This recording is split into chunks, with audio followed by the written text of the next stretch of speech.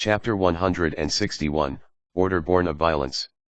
Han Xiao smiled and said, "Time will tell you the answer." Lu Chen nodded, and he decided to suppress his questions regarding the refugees for now. He would get his subordinates to find some information regarding it. He invited Han Xiao to his territory, the Black Pine base, for a tour. Han Xiao said that there was no need to pay him back, but Lu Chen did not dare take his word for it and insisted on offering his services. Han Xiao did not resist further. His intention was to get to know Lu Chen better anyway. Before this, Han Xiao checked on the dark net. Lu Chen was the one of the strongest vagrant warlords in the southern continent. Black Pine territory was so huge that small towns like Green Valleyville would be insignificant placed next to it. Black Pine sat amid the ruins of a small city left from the old ages. It had been transformed into a settlement that tens of thousands of civilians resided in. There was a plethora of facilities, including even biological and weaponry research laboratories. Everything was really high-end. Territory owned by vagrant warlord and territory owned by vagrants were completely different concepts. The latter was formed with vagrants who band together against threats from the wild, with a responsible leader chosen democratically. There would rarely be hierarchies. With vagrant warlords, they would be the leader who would use their resources to build a residential area. The area would be built such that it could take in some vagrants from the outside world, and the leaders could collect protection fees from them. The fees could be paid in the form of tax or labor. There would be purposeful usage of military power, for example to attack other warlords. Most of the soldiers were employed, but there were some who signed on voluntarily. There were many warlords, and their territories, coming in all sizes, were distributed across every continent. Bennett's shelter plan was aimed at unifying all the warlords and creating a new megacity that stood apart from the Six Nations and provided shelter for all refugees. Naturally, this would clash with the goals of the warlords. Moreover, it would be a very large and tedious project. Bennett's plan would provide help and shelter for all vagrants out there, not just from war but from other natural and wild dangers. It was nothing but ambitious. Lu Chen invited Han Xiao into his car and drove toward the Black Pine. Green Valleyville's players could still get quests from the town, and those who chose to defend the base were surprised and relieved to find out that their access to the town did not get revoked. They watched Black Phantom as he left. There was one more person with them now that Bun Hit Dog had joined the team. The scenery outside the window flew past. Han Xiao made a call and instructed the Darknet helicopter pilot to wait for him at Black Pine. He told Lu Chen about this, who acknowledged and ordered for a landing site to be prepared. They were chatting casually while Han Xiao suddenly asked, "With your military strength, you could have attacked immediately when you came to the town, and the refugees could not have stopped you. Why did you give bosses time to prepare?" Lu Chen shook his head. He had not known that players could revive at that time. He said, "Only people without faith would think that violence is the solution to every problem. Your soldiers' lives are lives too though." Han Xiao smiled. "The strong ought to protect the weak." Lu Chen paused and said, "I won't kill unarmed refugees. No self-respecting warlord would want to see the tragedy of La Potter repeat itself." "Tragedy of La Potter? What happened?" Bun Hit Dog questioned, still recording. Lu Chen thought Frenzied Sword and Bun Hit Dog were Han Xiao's followers, so out of respect, he explained, La Potter was once a huge vagrant settlement in the West Continent. It was invaded by a vagrant warlord and his troops. Even though the military troops were supported by the locals, the enemies were too strong, and they were defeated. The warlord was upset that the vagrants dared fight against him, so he initiated a massacre of the helpless and unarmed civilians, raiding all their supplies and burning everything, killing countless innocent souls. Bun Hit Dog was unimpressed. Massacres like this had occurred numerous times in history. He probed, "So what happened then?" "Then, the warlord and all of the few hundreds of his professional soldiers died in one night. 20 days after that, killed single-handedly by one superhuman. After that, no warlord had the guts to kill any innocent civilians." Bun Hit Dog was puzzled. "Why though?" Han Xiao answered, unfazed, "Because some people see themselves as heroes. If it was the normal world, no one could fight against the cruel authorities. Nothing could be done. However, with superhuman powers, even in lawless lands, those with powers could technically become those in charge of upholding laws. Superhumans could easily kill those that they did not see fit, so what they chose to uphold became the standard law for everyone else on the planet. So, what would they choose to uphold? It would be the issues that most people would agree on based on their moral compass. Unless one could carry out genocide or murder on a massive scale without letting any news out, there was bound to be a superhuman to punish the instigator for his evil deeds. This could be seen as moral coercion. The weak had to follow the moral standards of the strong. Even though this in itself was questionable, it gave rise to a rough form of rules for the wild and indirectly protected the lives of vagrants. Bun Hit Dog recorded all this. He loved this type of stuff that could spice up his content. Han Xiao stroked his chin. The tragedy of La Potter reminded him of another wild boss. La Potter was a mess. The burned corpses were left unattended and attracted beasts.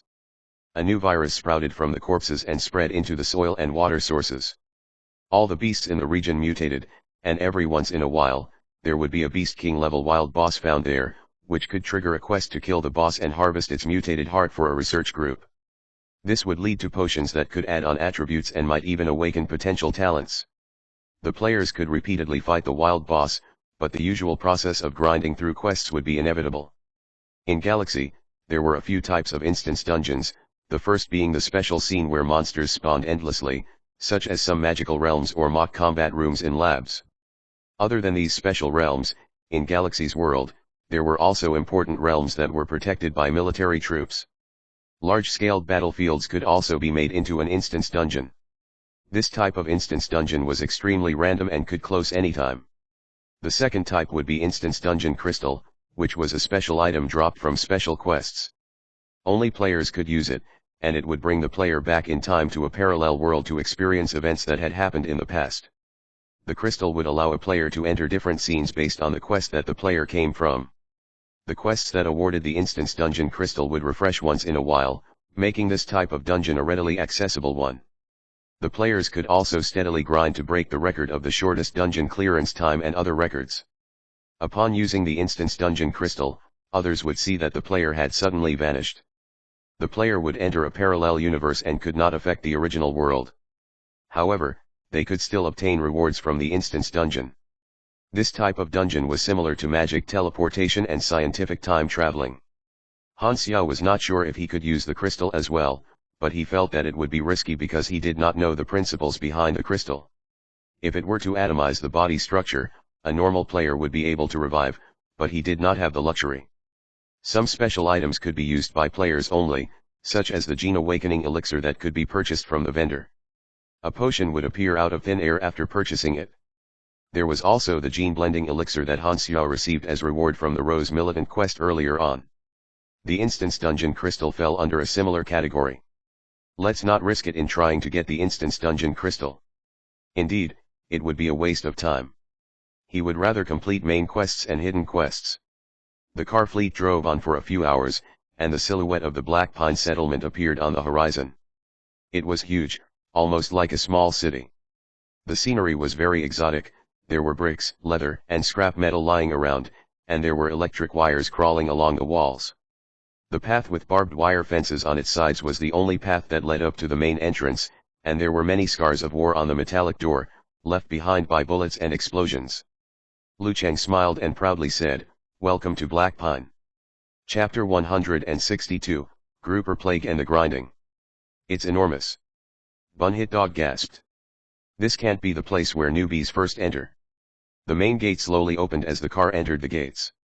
The first thing that came into sight was the magnificent lookout tower, sandbag barricades, and the barracks. Fully armed soldiers were standing guard and patrolling the area. Further into the encampment, they arrived at the residential district.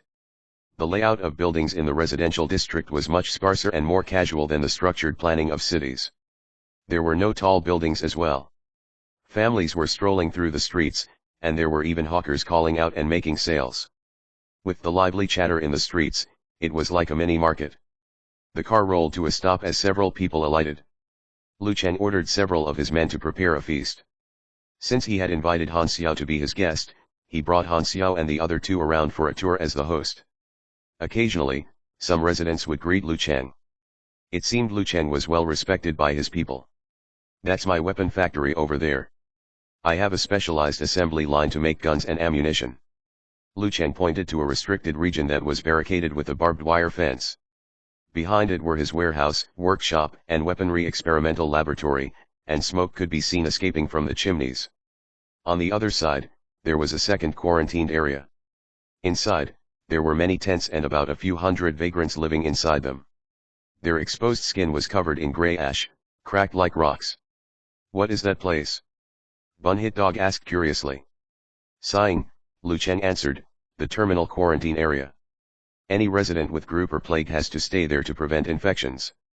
Grouper plague? Han Xiao almost cried out in surprise. This type of illness was very infectious. In the version 2.0, it had spread and had caused some genetic mutations as well. He did not expect to find it here. Just as he was about to say something, a sudden commotion could be heard from the terminal quarantine area.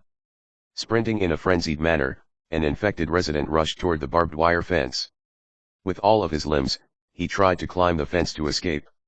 However, the next second, a gunshot was heard.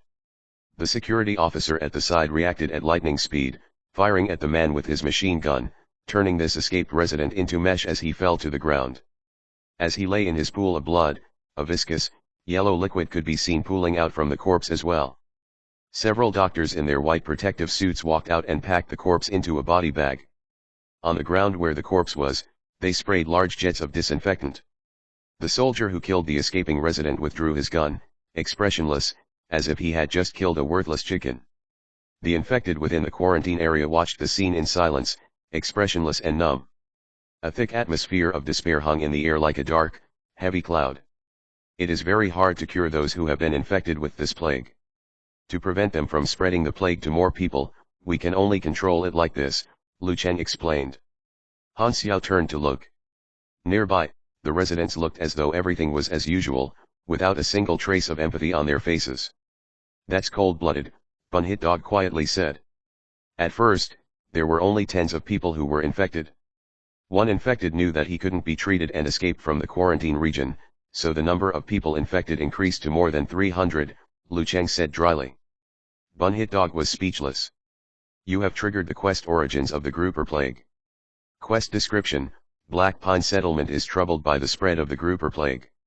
To control this plague, what do you think you can do? Quest requirements: 1. Find the source of the grouper plague. 2. Control the plague from spreading. 3. Treat all of the infected. Rewards: completed requirement 1, 20,000 EXP. Completed requirement 2, 40,000 EXP. Completed requirement 3, 60,000 EXP. All requirements completed. 800 Black Pine Reputation Points, Vagrant Warrior Battlesuit. Frenzied Sword and Bun Hit Dog both received the quest as well. However, Han Xiao did not intend to complete this quest. He was still in a rush to find more fools. No, to bring even more new players into the mechanic class. He needed to go to about 10 or so novice villages, and a large wave of experience was waiting for him. Time was tight, and he had many things to do. How could he afford to slow down his footsteps? Oh right, if the players complete their quests, can I claim the rewards, too? Han Xiao's eyes lit up. Looking at Frenzied Sword, who was completely unaware, he suddenly had a new idea. "My men have prepared a feast." Lu Cheng sent out the invitation, and the few of them arrived at Black Pine's central building. It was like a mini castle, and the western point was called the Lord's Hall. The dishes served in the feast were generous in quantity, meant to fill one's stomach. Black Pine Settlement had a harvest field where they grew their own crops, and they also had their own butchery, where they raised animals, such as Highland cattle, chicken, and the black-haired short-snout hog. The vagrants' encampment consumed large amounts of resources every day. If they relied only on the dark net to obtain their resources, they would not be able to bear the costs, especially because it was extremely expensive. So, the residents learned to be self-sufficient, building and farming their own tiny territory.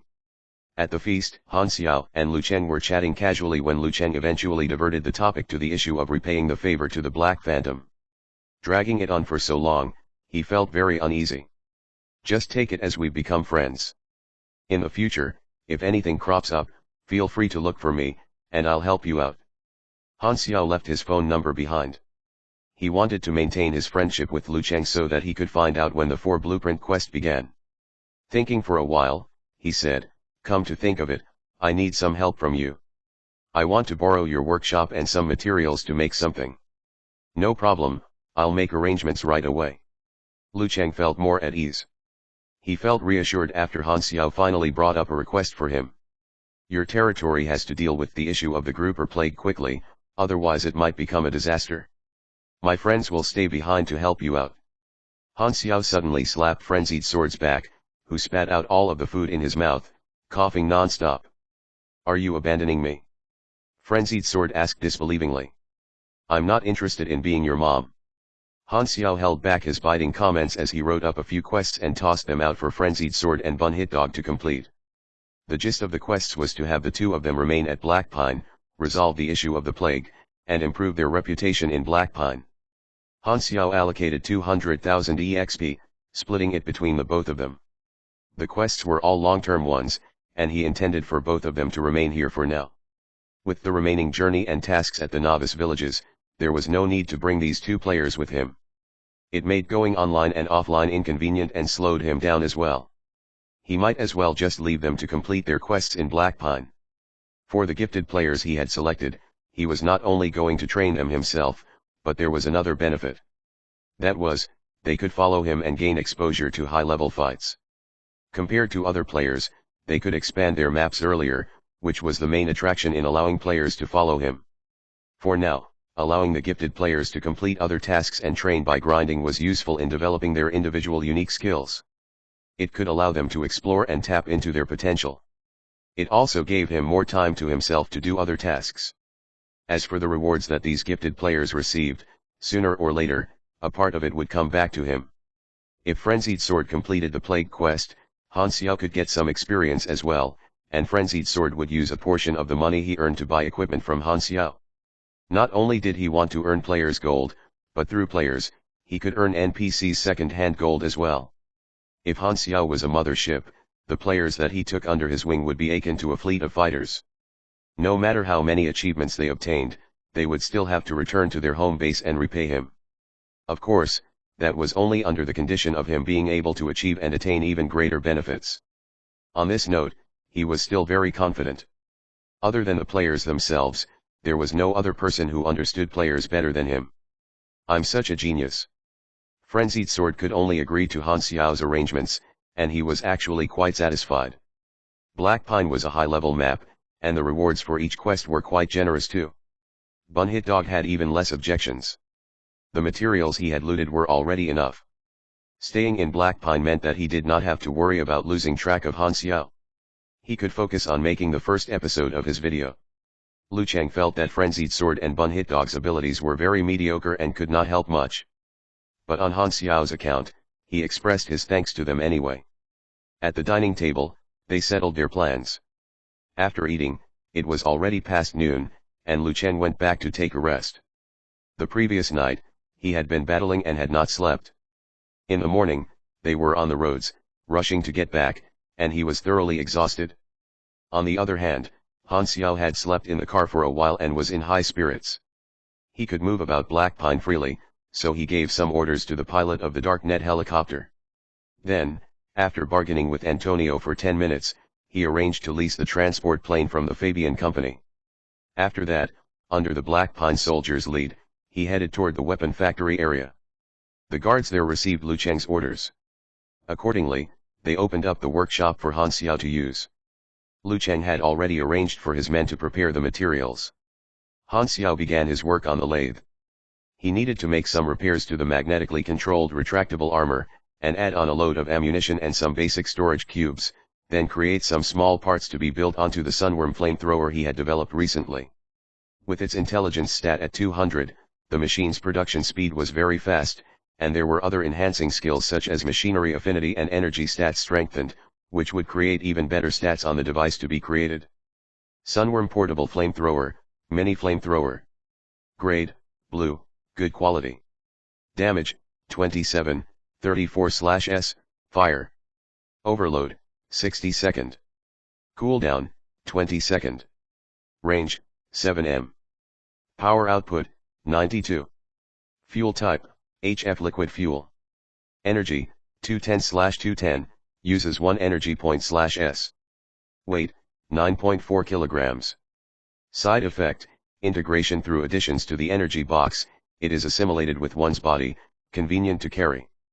Side effect, concentrated jet rays efficiency of fuel, plus 33% DMG, plus 25% range, 1 tick of burn damage per 0.6 s and lasting 12 s, uses 8 energy points per second. After 12 seconds, immediately enters overload.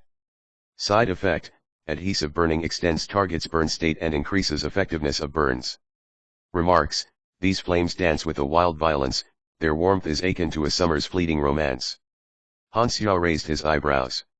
What kind of messed up, contradictory remark is that? Chapter 163, Exchange. Sunworm's nozzle, duct, and fuel tank were integrated as one. It looked like a heat-insulating metal tube, about an arm's width. It could be tied to the arm or calf. It looked a little like a beetle, and its pincers were used to stabilize the leather metal pins. He tied the sunworm onto the inner side of his left arm, and it seemed bloated. However, such a load could be ignored for a person with 69 strength. Sunworm is most suited to be used as mecha module, and it can be integrated into my self-created lightweight mecha. Han Xiao could not stop thinking of new ideas for his lightweight mech. Since he already had ideas, as well as Fabian's transport aircraft on lease, he started fixing his mech before traveling to the novice village. At that time, an Asian man whose head was full of white hair walked toward him. He stared at Han Xiao's high ghost sniper rifle and curiously muttered excitedly, "That's right. It is an electromagnetic weapon." He then turned and asked Han Xiao, "Can you sell this to me? I'm willing to pay 500,000, no, 1,000,000. Han Xiao observed him for a second and already had some gut feels. Yet, he pretended to be confused and asked, "Who are you?" "I am Lei Zhenyu. Lu Cheng invited me over as his machinery engineering consultant." "You look like a mechanic too. You should have heard of my name." Han Xiao remained silent. "Don't tell me you have not heard of my name. Or are you a self-taught mechanic? So unusual." Lei Zhen was surprised. He shook his head and said, "I want this electromagnetic sniper, how about you quote a price? Do I look like I'm in need of cash?" Han Xiao pointed at that priceless components that were lying on the truck's seat. Lei Zhenyu then understood. "You are a self-taught mechanic. I can teach you some skills in exchange for the sniper of yours. You definitely need a master like me to guide you. Only through listening to the wise words of your seniors can you succeed. I can tell that deep down inside, you have always wanted to have a master to learn from. Here, the doors are opened for you. This is your chance. If you miss it, you will regret it for life." He did not know that this electromagnetic sniper rifle was made by Han Xiao. From what he knew, self-taught mechanics were often weak. Hence, he wanted to nab that sniper by teaching Han Xiao some new skills. As a mechanic master, he did not usually go around teaching other people. By giving Han Xiao the chance, he thought that it was worth it to exchange it for the electromagnetic sniper rifle, as long as the other party was humble enough. Han Xiao's eyes twitched. It was the first time he had ever met someone who was so shameless and full of himself. With just a bit more, both of their skills would have been on par. Actually, Han Xiao knew of Lei Zhenyu's background. He was a well-known and skillful master mechanic in aquamarine. So, he was not wrong about saying that he was a master. He belonged to the same era as Old Man Lu and had already retired decades ago. Though neither him or Old Man Lu had the demeanor of a master, and thus looked disappointing to most. Han Xiao knew why Lei Zhenyu had appeared at Black Pine. It was related to Old Man Lu's 4 Blueprints mission, and coincidentally, Lei Zhenyu happened to be part of the secret mission. In the past, Lu Cheng abandoned his daughter, who was only a few years old, and left her in the care of Old Man Lu. He ventured into the wild and became a warlord. Because of this incident, he had a fight with Old Man Lu, who was unable to understand his choices at that time. The relationship between the father and son was so tense that it was as though they were strangers. Lu Cheng slowly climbed up and became the strongest warlord on the southern continent. He was always facing various dangers. On the surface, Old Man Lu seemed as though he did not want any affiliation with his son. However, he was secretly following Lu Cheng closely and even requested that his old friend, Lei Zhenyu, move to Black Pine to help and protect Lu Cheng. Lu Cheng knew nothing about the pact. He was shocked as he thought that he had managed to invite a great master all by himself. This might be the moment for the 4 blueprints. Lei Zhenyu had to leave Black Pine due to some other matters.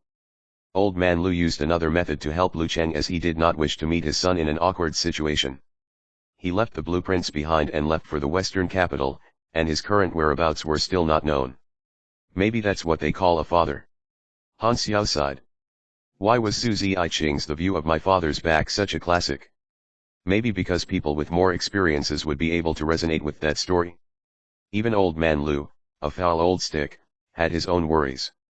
Han Xiao calmed himself and said, I can exchange with you. I want advanced knowledge. Based on past memories, Lei Zhenyu knew some advanced knowledge. Yet, players were unable to acquire the knowledge from him.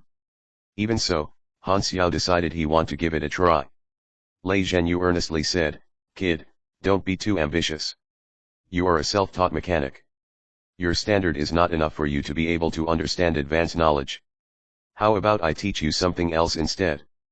No, I only want advanced knowledges. But you won't understand. That's even better, you don't have to worry that I will learn it. I'll just look at it for an hour. Take it as I am just being curious, okay? Lei Zhenyu was speechless. Advanced knowledge was very precious, and it could be considered a secret wild card. It was crucial that the knowledge was highly conserved. Even though he was really curious about the structure of the electromagnetic sniper, it was definitely not worth exchanging it with the priceless knowledge. Even though Han Xiao said he might not understand, he did not want to take the risk at all. Lei Zhenyu contemplated for a while and insisted, I can't teach you the advanced knowledge, but I can use the knowledges to create a weapon in exchange for yours. Sure enough, it was not easy to get his hands on the advanced knowledge. Han Xiao was already prepared for this outcome and was not depressed about it. Instead, he considered Lei Zhenyu's offer. If he could create an item to exchange for another item of the same level, there was nothing to lose. However, this ghost sniper had only reached this level through several upgrades. Han Xiao still wanted to use it, so he decided to create a new one to exchange with Lei Zhenyu. Han Xiao nodded in agreement and said, I'll create a new one for you. You made the sniper? Lei Zhenyu shouted in disbelief. He thought Han Xiao looked like a newbie, and given that he was a self-taught mechanic, he expected the gun to be made by someone else. Unfortunately, it turned out to be the opposite. All the 6 nations were secretly trying to invent an electromagnetic weapon, and none had even reached the experimental stage. If it was just creating a stable electromagnetic weapon, Han Xiao and Lei Zhenyu were of the same standard. Lei Zhenyu then remembered that he had portrayed himself as a great master just now. Even with his old face, he felt ashamed and awkward. How shameful to flaunt his skills in front of another mechanic of the same level. Luckily, Lei Zhenyu had thick skin. He corrected his attitude and treated Han Xiao as an equal. At that time, the guards rushed over and whispered to Lei Zhenyu that Han Xiao was also a legendary assassin. Lei Zhenyu was dumbfounded. He then observed Han Xiao for a while. Many mechanics were capable of experimenting. However, it was rare to find one who was also capable of fighting. His admiration for Han Xiao rose to an even higher level. With good skills, one would be valued everywhere one went. Please come with me, I will show you my storeroom. Lei Zhenyu coughed as he tried to change the conversation topic to avoid awkwardness. The way he spoke to Han Xiao was suddenly more respectful. Both arrived at the restricted area inside of the arsenal area. This was where the high-ranking researchers lived. Lei Zhenyu's home was a spacious suite with all sorts of daily necessities. There were even wine cabinets and bookshelves that were made of high-quality wood, all of which was not cheap. By the corner of the room, there was a small, simple bed. He seemed to be leading a great life. Lei Zhenyu drew the wine cabinet open and activated the secret door button. The wine cabinet slid to a side and revealed a secret storeroom. He then called Han Xiao over. Inside, there was a row of glass showcase shelves that stood by the wall and contained various weapons. Lei Zhenyu headed straight for the innermost showcase shelf. I have 4 items that were created using the advanced knowledges. Let me introduce them to you. Lei Zhenyu pointed to the glass showcase shelf and started blabbering. Lei Zhenyu's advanced knowledges was geared toward miniature modifications. These 4 advanced weapons were all related to nanomechanisms. Type I nurse biogranule. It looked like a thick black substance, but in actual fact, it was able to divide into special nanogranules. They could then be inserted into one's body. When injured, poisoned, or bleeding, they would help one recover from the situation either by clearing the poison or speeding up blood clotting. It was a tight consumable medical treatment. U9 colloidal bulletproof membrane. It looked just like ordinary glass on the surface. However, upon receiving any shock, it would briefly become non-solid to counteract kinetic energy and then solidify to trap any object. For instance, when a bullet is shot toward it, the bullet would be trapped, as though it was originally growing from within. Though it looked just like transparent glass, it was highly defensive and not easily damaged. It was most suitable for making bulletproof vests. Fermi condensate. It was a weapon that resembled the appearance of shaving foam and could be injected into a weapon to cool it down internally. It would reduce the cool-down time and then quickly degrade so as to prevent jamming up the weapon system. Sunworm's cool-down time, for example, was 20 seconds. With the use of Fermi condensate, the cool-down time could be reduced significantly to 3 to 5 seconds. The effect was remarkable. It could also be consumed. PE0 nanosynthetic fiber. Similar to the biological tendons of a living organism, it was a black, shiny, tough nanomaterial. Twisting or stretching it would result in an unbelievable elasticity. Han Xiao could only exchange the sniper for one of those items. Chapter 164, Endoskeleton Materials. After pondering for a while, Han Xiao made his choice. I want the PE0 nanosynthetic fiber. Wow, that's smart. I thought a warrior like you, who likes to battle, would go for the bulletproof membrane instead. To create something, I will need sufficient PE0. Alright. Lei Zhenyu nodded. He felt that out of the 4 weapons, PE0 nanosynthetic fiber was the most valuable one, as this new material could be used for many more weapons. He realized that Han Xiao was indeed a skillful mechanic with keen eyes. As they confirmed the exchange, Han Xiao returned to his truck and began creating a new ghost sniper rifle. With the help of the blueprint, everything went well. I've earned so much from this exchange.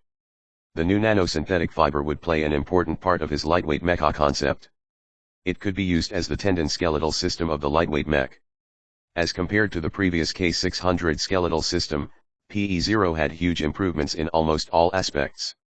For instance, it was small, lightweight, and stronger. It was a great core material to create an outstanding lightweight mech.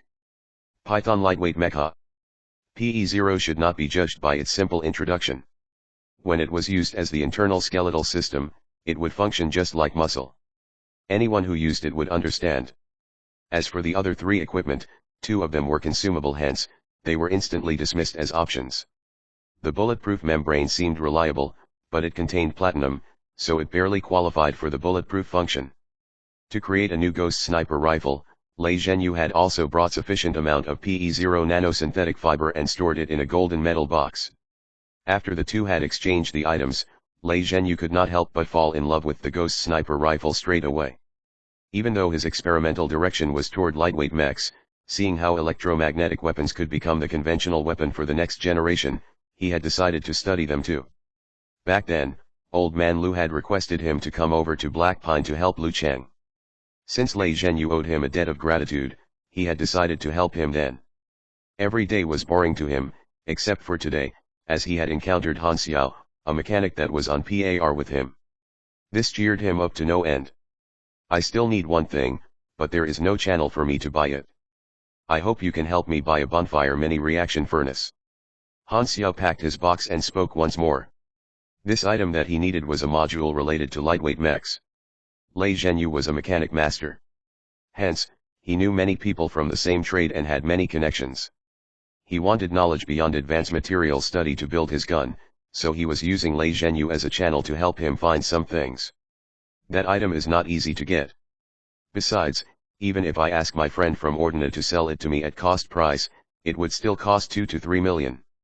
Not to mention, extra time will be needed to make that item. Money isn't the problem. Han Xiao smirked and was full of confidence. Lei Zhenyu was a master in the mechanic world, so he knew many other mechanics of the same level. He was enthusiastic toward Han Xiao and agreed to help to contact the bonfire mini reaction furnace seller for him. To Lei Zhenyu, it was just a few phone calls. After exchanging their numbers, Lei Zhenyu took his ghost sniper rifle and left, while Han Xiao continued with his work in the truck until midnight. After he was done with his work, he switched off the light and headed for his temporary residence with the guards. The night was quiet. There was no nightlife in Black Pine Settlement. When night fell, all residents would go back home to rest. In the dangerous wild, one would need to remain vigilant to know what to do in case of any possible danger. Also, entertainment was a luxury. In the wild, there were monsters, sickness, hunger, and various catastrophes. With that, warlords had already developed a vigilant attitude. Due to certain circumstances, some people were forced into joining the Six Nations after the war, while others remained living in the wild as they could not let go of the hatred and would not give in even though their lives were harder. Some thought that it was foolish of them, while others saw it as a belief or even faith. It did not matter which country these people belonged to, patriotic people were always worthy of respect. What was more important was that many vagrants had already gotten used to living in the wild. Even though their daily meals were not stable, and they might not know when they would ever be full, they did not have to follow any restrictions or rules. Instead, they were living freely. Despite knowing that joining the Six Nations would mean full meals every day, they were not willing to give up on their freedom. In the age of peace, many people were numb toward life. In order to survive, they hunted like their ancestors and lived every day to its fullest. Even though most vagrants suffer from malnutrition, their physical fitness was better than that of the urban residents. They were strong and diligent. The wild was regarded as wasteland. Many abandoned cities, battlefields, habitats of plants and animals, and even radioactive areas caused by the pollution from the war had become restricted areas. The Six Nations did not have any intentions of expanding into the wild at the moment, as the cost was too high, and its value was low. During the first few years after the war, the Six Nations decided to stabilize the situation inside their country first. As such, they did not have extra resources to expand their territory. Wild flora started growing on the abandoned land as a result, and it had become the territory of vagrants, warlords, and large groups of mercenaries. Just like the wind that blew by after destruction, the wasteland after the war was once again revived. After a night of rest in his room, Han Xiao called for Frenzied Sword and Bun Hit Dog the next morning. "I will be away for some time. You guys can stay at Black Pine, and I will contact you later on." Bun Hit Dog was reactionless while Frenzied Sword showed his unwillingness. He had only followed Han Xiao for a few days, and now, he was being abandoned again.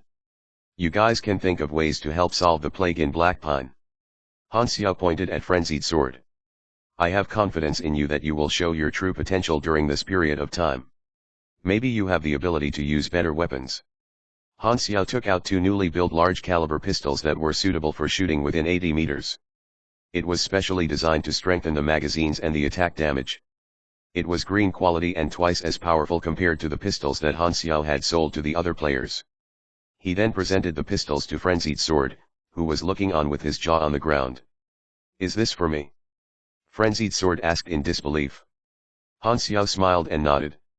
Frenzied Sword was overjoyed and could not help but start playing with his two pistols.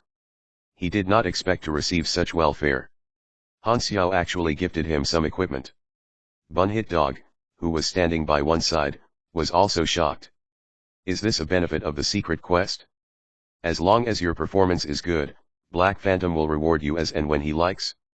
Han Xiao intentionally built these two pistols to aid Frenzied Sword in completing more tasks. To ensure that his workers did their best, they first needed their weapons.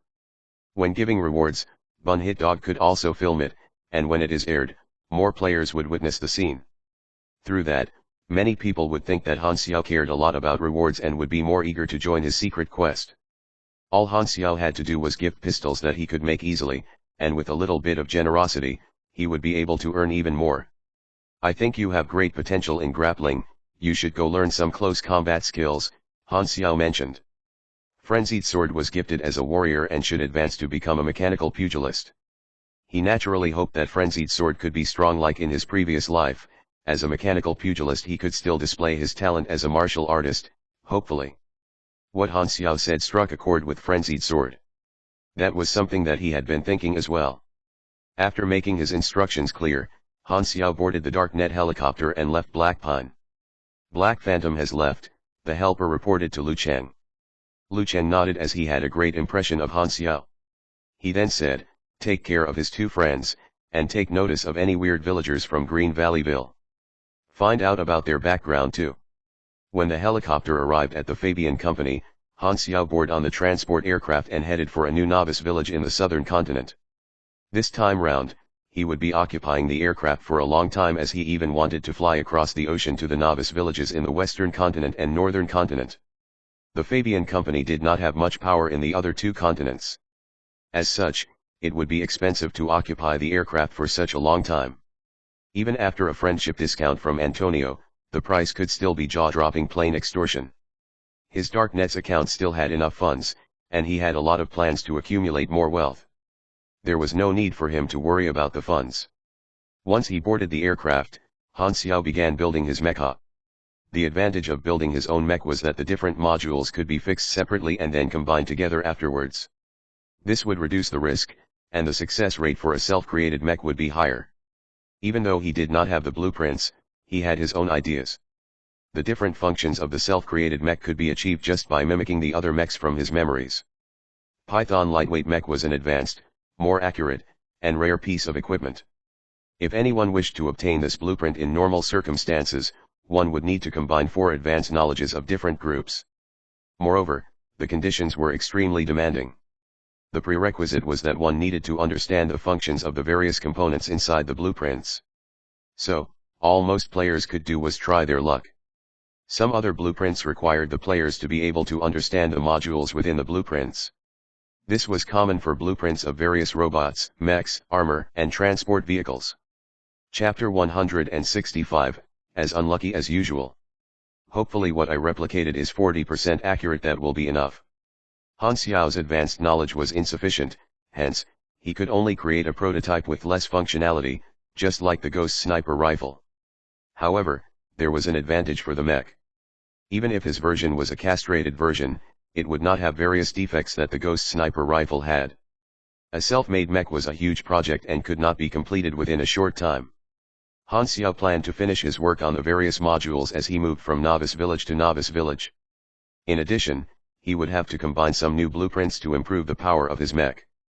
The core source of the power would come from the bonfire mini reaction furnace, and Han Xiao needed to wait for Lei Zhenyu to place an order for him. This was also an advanced machine, so he was not able to build it on his own. Luckily, he had met another mechanic and could use some help from the other masters. Talking about it, Old Man Lu's 4 blueprints were also rare items. The opportunity for the mission would be when Lei Zhenyu left Black Pine. Hence, he had to wait a while longer. Those 4 blueprints could be combined to build an attack and defense system, which could be incorporated into the mech. The mech was Han Xiao's second important piece of tactical equipment, and with the 4 blueprints from Old Man Lu, he would be able to start on the third. Han Xiao was excited. With 3 pieces of tactical equipment that complemented one another, all of which would have very strong mechanical stats, there would be no need to worry in battle even against Bennett. After finishing the visits to the novice villages and obtaining large amounts of experience, I can finally do some big things. Han Xiao calculated his time and suddenly frowned. If I'm not remembering incorrectly, the alien event should be starting soon. The southern continent had 5 novice villages. Besides Bighorn Village and Green Valleyville, Han Xiao spent 11 days visiting the other 3. Most of his time was spent on traveling. When he arrived at each novice village, he need not do anything, players would quickly crowd around him. Those who wanted to advance would advance, and those who had their own things to do would engage in their own things. It was super effective. His popularity was all thanks to Galaxy Times and the advertising through the forum. Han Xiao had left a deep impression on the players, and they knew what he was capable of. Han Xiao did some math. Around 25% to 30% of players came to him to advance into mechanics. This ratio was way greater than that in his previous life. Even though there were only 3 main classes in Aquamarine, the ratio was not even. In his previous life, the ratio had been 30% Esper, 50% to 60% Pugilist, and only about 10% Mechanic. After Han Xiao's promotion, the ratio was 3 times greater. Apart from basic knowledges, he also shared basic shooting and basic combat. These basic skills had attracted many novice players, and most had approached him to acquire these 2 basic skills. That was the real money tree.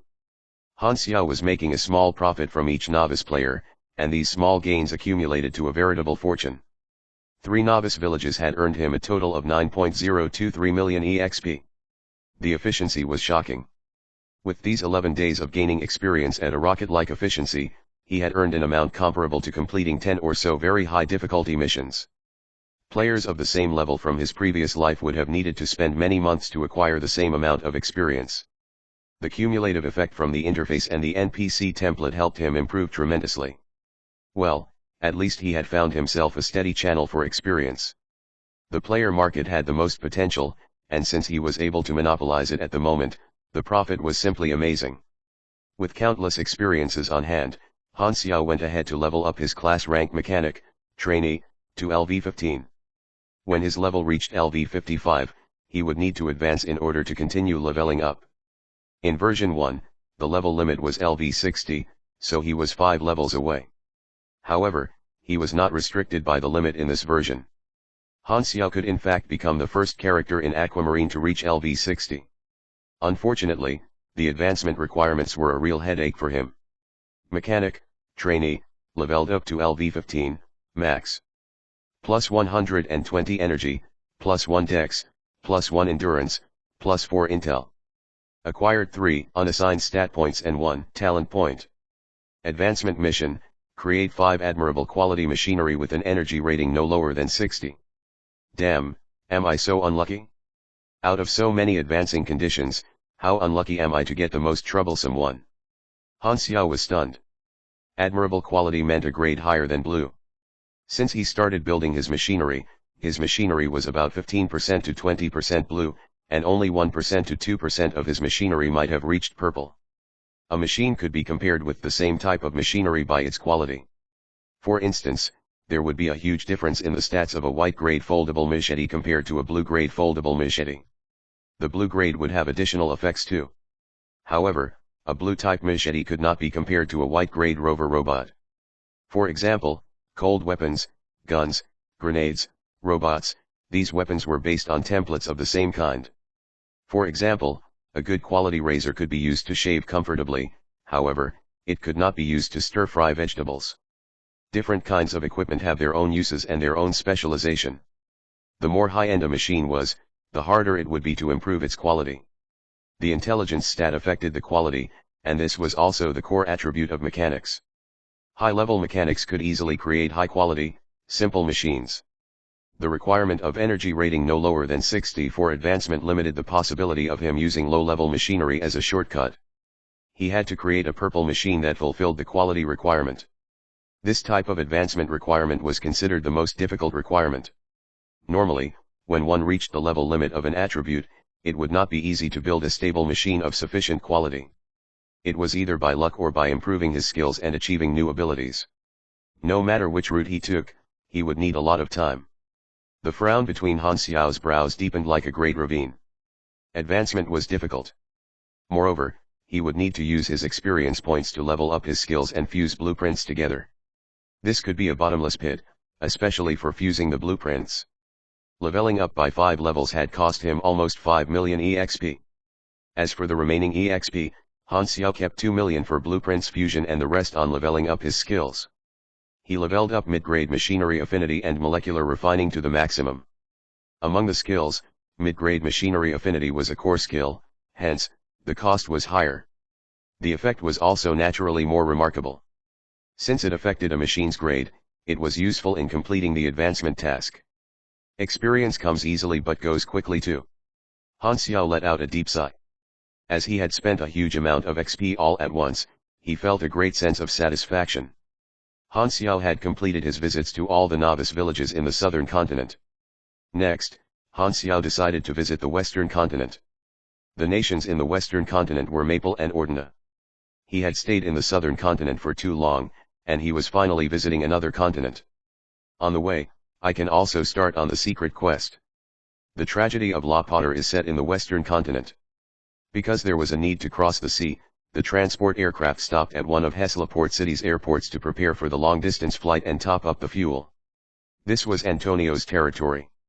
Han Xiao spent a huge sum of money, almost emptying Antonio's warehouse, and filled up his aircraft with a lot of materials. You are going to the western continent. Antonio held a thick black cigar in his mouth. With his bare paw-sized hand, he patted Han Xiao on his shoulder.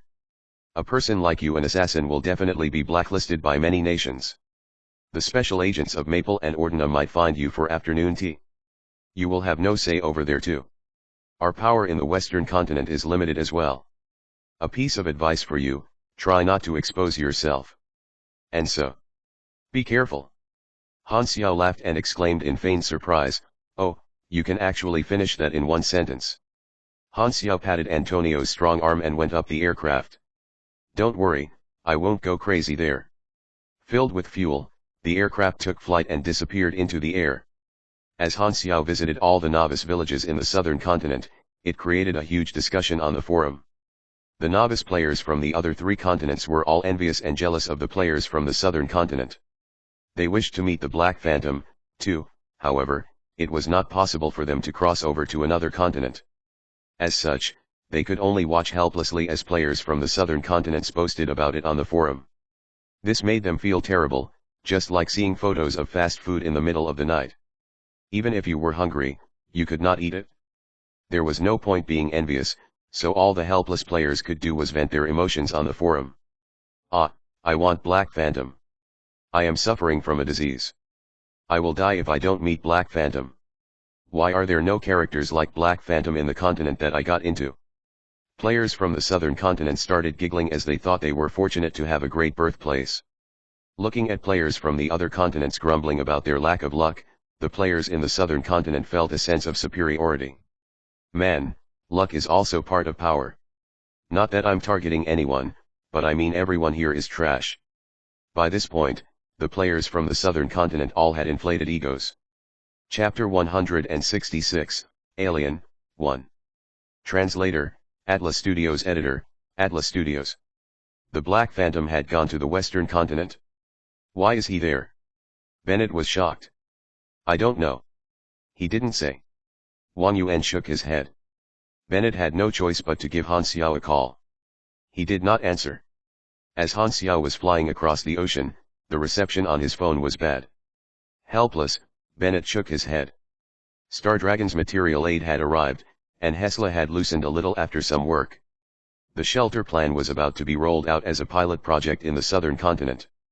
He was planning to gather the strongest members of various organizations as the first layer of protection for the plan. Black Phantom was third on the list of people he was going to invite. However, before he could even invite him, Han Xiao had already left for the western continent. The location of the first shelter had already been decided. It would be located in a large ruined city in the wild. Bennett suddenly had an idea. Maple refused to provide material aid, and that group of bureaucrats are not easing up no matter what we do. Luckily, Black Phantom is going to the western continent, so he can speak for me. The enclosed room did not seem to have a single light source and was separated from the outside world by a thick metal door. Through the darkness, there was only a streak of light peeking through a small opening. Electrolux was sitting in a corner, reading his interface in exasperation. His Esper potential rating was grade A. However, after over 20 days of open beta, when most players had reached LV8, he was still at LV1. The Germinal organization said they would lock him up for a month, and they meant it. If it was not that Electrolux was reluctant to give up on his high-potential Esper ability, he would have changed to a new account. After the members of the club learned of the situation of his account, they had all been very concerned. They told Electrolux to hold on, and they would invest resources into him when the restriction period was over. With that, he was able to persevere and come online every day to wait, hoping for a miracle. At that moment, the golden metal door started opening slowly, and white light sprayed into the room. Electrolux looked up and saw a man in white standing by the door. The man stared at Electrolux as though he was looking at something precious. "I want to perform a little test with you." A man in white smiled freakishly. Cyberlos was joyous. He was one of the top executives in the Germinal organization. As a biologist, he had worked on various experiments for Germinal for many years. Before joining them, Cyberlos was a high-level researcher who betrayed Raylan. He was insane, and his mind was always full of crazy ideas. Even as a fellow human, it was impossible to stop his strong urge to dissect other human bodies. He also did not care about principles and would join anyone who was willing to aid him with resources. In the end, he joined the Germinal organization. As such, Germinal supported Cyberlos to experiment on his crazy ideas by sponsoring him with materials. He was responsible for Valkyrie, Super Soldier, and genetic improvement, all those projects that were totally unethical. There were even other more sinister experiments, and just by mentioning the names, it would make a normal person disgusted and the insane excited. For instance, cross-species hybrid breeding, human-animal fusion. Through years of research, Cyberlos had conducted over 100 experiments and seen thousands of special and gifted human specimens. Among which, Cyberlos was excited about 2 of these specimens, and both were espers. One of them had bone marrow that had amazing healing functions. It could even revive thousands of dead bodies. However, since the souls were absent in these bodies, the bodies would not truly be revived. That was also the first time when Cyberlos discovered the notion of souls. He experimented more, but due to the lack of technology on Aquamarine, he was unable to gather any souls. The other person had some power that could interfere with destiny. It was also the most incredible thing that Cyberlos had ever witnessed. This person could interfere with the course of an event just by commenting. It was something even more difficult to explain as compared to souls. This special ability could only be used when a person was clear and awake. A test proved that it could not work with hypnotism. This person was locked up around the clock and was made to wear a muzzle, which prevented him from talking. Due to negligence in the past, many scary incidents had occurred, and the most recent incident happened a year ago, when this person commented that a disaster would happen to the germinal. With that being said, the germinal organization had indeed suffered a painful blow. As for Electrolux, he was the 3rd specimen that Cyberlos was interested in. Cyberlos reread and scrutinized the diary. Day 1. The subject was sent into the restricted room, monitored around the clock, including using night vision camera monitoring. Fed 3 times a day at 7 a.m., 11 a.m., and 7 p.m. with no relaxation time given. Subject seemed anxious but has yet to show any after effects from the brainwashing session. Initial observation shows that subject has immunity. Recommended to perform compliance test on the subject. Day 2, 8 a.m., went through the compliance test. Results shown that subject is highly obedient. Passed all the test, and the polygraph does not exhibit any abnormalities. Subject has accepted the new identity from the brainwashing. 11 p.m., abnormalities started showing.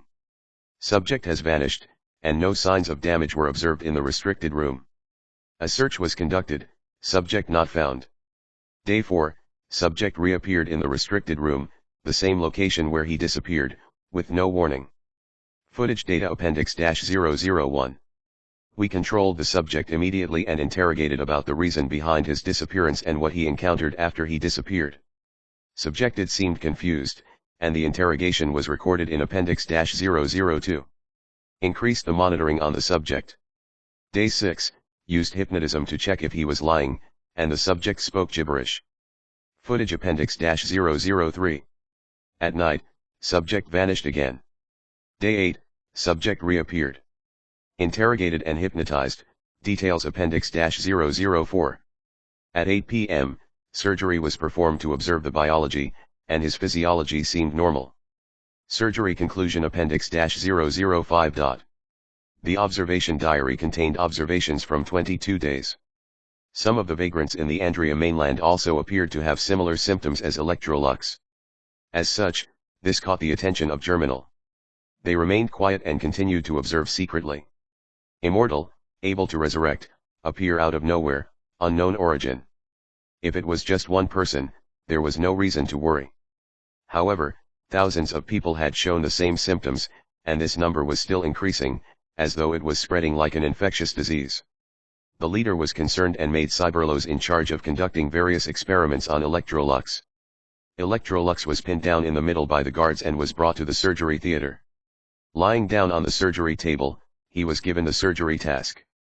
The Germinal organization had brainwashed him. As such, he thought all orders given were compulsory missions and violation would lead to heavy punishments. Electrolux could only adhere to the instructions, and he was feeling frustrated. Cyberlos suited up into his surgical gown and started dissecting Electrolux. Electrolux was given anesthesia and was unable to move. All he could do was watch the knife moving about on his body. As he realized he was being dissected, his body system started reacting when the operation started. You died. Electrolux was struck dumb, and he was revived in the room after 10 seconds. What in the world? Was I dissected and experimented on? Electrolux froze. He had lost one revive for that week. However, his EXP did not decrease, and that might have been due to him dying under special circumstances. This was the first time he had encountered such a situation. In the past, when he was playing other virtual online games, NPCs did not care about any special abilities that players possessed, which caused many people to complain about it. Players who were more creative had even thought of dissecting these people to study them. He could not believe this was happening in Galaxy. Cyberlos witnessed the whole procedure where Electrolux vanished and then reappeared again. It happened in a split second, and the bloodstains could still be seen on the operation theater. You. No, what kind of creature are you? Cyberlos' eyes lit up. Electrolux suddenly felt like pulling a prank. What will happen if I tell the truth? Chapter 167, Alien, 2. The world you live in is just a game. I am just a player. To his shock, Electrolux realized that anything he tried to say became gibberish. He was unwilling to give up trying, but he realized that if he wanted to reveal any information about the real world, the system would change his words. Cyberlos shook his head. It is the same as the hypnosis record, all nonsense. Electrolux was shocked to find out that NPC could tell the uniqueness of a player. This must have been coded by the developer in an attempt to simulate more realistic characters. It's so real. Electrolux was shocked. It made him felt as if the NPC was a real person. Galaxy is such a realistic game. He finally understood the name for Galaxy 1.0 edition. The developer wanted to allow the players to become adventurers, to be the first people to experience another realistic world. Therefore, they did not allow the players to reveal truths of the reality in case they ruined the realistic feeling. He then remembered an old online game. There were also two camps of players, and the players from different camps were not allowed to communicate. It seemed to be called the world of the beast. It must be like that. Electrolux exclaimed. Even if he knew that the reactions that NPCs gave to the players were simulated, he was very impressed. Aside from his responsibilities as a professional player, Electrolux had formed great interest in Galaxy. He was even anticipating what would happen next. There would be more and more players. How would these NPCs react? The guards brought Electrolux back, and Cyberlos stayed in the laboratory and collected blood traces on the operating table. The results of the test were so different from ordinary people, causing his eyes to flicker with curiosity. Let's say this occurrence is the appearance of an alien phenomenon. But why is this phenomenon occurring here, and why has it spread? Most of the aliens appear out of thin air, and there are no database records, unless there is a birth of a new civilization? Could there be a projection from another intelligent species? Cyberlos turned on his computer and brought up a highly confidential file. He verified using his fingerprint, his iris, and a password, which was changed on a daily basis, before opening a document, the Universal Treaty, 7th Revised Edition. Aquamarine came into contact with the Cadola civilization and had attained more knowledge. The Germinal organization had a copy of this treaty as well. It was stated on the treaty that a projection from a high-level civilization would occasionally interfere with a low-level civilization. The special characteristics of not dying was similar to the description of the projection technique on the treaty. If this was true, this would be the invasion of an advanced civilization. No, for the entity to invade, it would not be so troublesome. A logical explanation would be Aquamarine had become a testing ground for a certain civilization. Cyberlos was not angry at all. In fact, he was very excited by the unexpected phenomenon. If the number of aliens continued increasing, the pattern of Aquamarine would have a drastic change with this characteristic of not dying. The aliens can be brainwashed and are very subservient, but when asked about their place of origin, they talk nonsense, and this could be an instinctive reaction for them. This definitely requires more experimental evidence. The transmission of this alien phenomenon was unknown, and it was impossible to determine if it was contagious or not. The results of the test were normal, and the occurrence for this phenomenon could not be explained. It could be an unique ability, disease, or genetic mutation. The interesting thing was that no abnormal sleeping habits had been observed. From time to time, the disappearance could be the sleeping mode of the aliens. Some aliens had other abilities, their strength was weak, and they seemed to have potential for other unknown reasons. Is the appearance of aliens long-term or short-term? Will the numbers continuously increase? Is there a possibility of the beast infecting the aliens? In the long run, there seems to be some danger with this alien phenomenon, and it is necessary to implement some preventive measures as early as possible. Writing down his conclusion, Cyberlos handed the report over to his leader. His leader's worldview was also slightly affected, but fortunately, he was determined. Due to a huge variety of espers around, even the average person was very resilient, so they were used to all kinds of strange phenomenon. The 6 nations will notice the aliens sooner or later. With this phenomenon occurring, the fact that they are our enemy is not as important. They will definitely contact the interstellar civilization to ask for the reasons of this occurrence and will have no time to set off a war. Which means, we'll have time to breathe. The leader was very curious about the appearance of aliens, but he was unable to contact the interstellar civilization. However, he noticed an important problem: the aliens could actually be brainwashed, and they were very obedient. Thus, he reached the natural conclusion. They are natural cannon fodder. Andria mainland was the territory of the Germinal organization, and the leader ordered people to bring back research specimens to brainwash. There were also aliens appearing in the other 3 continents. It was a pity that the sub-bases had been uprooted, and no one was around to capture them. The leader only realized now that they had lost an opportunity all because of Zero. He was so angry that his teeth ached, and he even wanted to make use of the Son of Destiny to lock onto the position of Zero, but he had not yet made the decision to take the risk. I don't know how the interstellar civilization views this phenomenon. Is this rare or common? There were 4 new novice villages in the western continent, and public beta had been open for more than 20 days.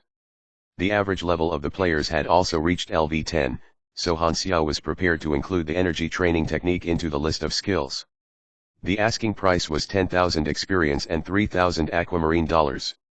Some players were able to afford it. The plane had landed in Fabian's main base on the western continent, and as the climate of the western continent was very cold, Han Xiao felt uncomfortable when he first breathed in the air.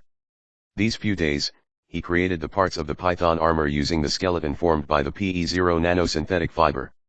It looked like thick black tights, and the outer layer was like muscles. Han Xiao tried it on once, and it was light. He had found his physical attributes improved. For example, when throwing a punch, the fibers would stretch and twist in the direction of the punch, increasing the strength of the attack. It was similar to getting a new set of muscles and tendons, but this was more flexible, and the user could do whatever they wanted. In the debugging stage, it was necessary to prevent the loss of power with other materials. Han Xiao had spent quite a bit of experience, using advanced materials science with other knowledge, to attain certain materials. The power system was the most critical for the mecha frame. The bonfire mini reaction furnace was another equipment for advancement. The cellar seems to be in the western continent, so Han Xiao had chosen to come here. A mech was a quick way to improve combat power, and as long as he could create the Python lightweight mech, his combat power could increase by a huge jump. I'll go to the novice village and collect some experience first. Han Xiao marked the location on the map and handed it to the driver. At that instant, his cell phone buzzed. He opened it and turned out to be a message from the Blood Pack Society. Black Phantom, this is a reward from the Darknet. Your mission is to sneak into the residence of a few Maple officials and leave certain documents there. Someone will meet you at the western continent and give you the documents you will need, including the specific information of the location and some Maple officials. Han Xiao raised an eyebrow and called Bennett. Hey, what are you up to?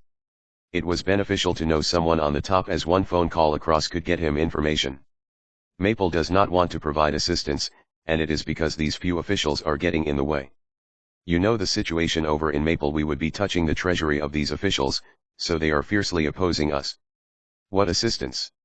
Han Xiao raised an eyebrow as he had an inclination.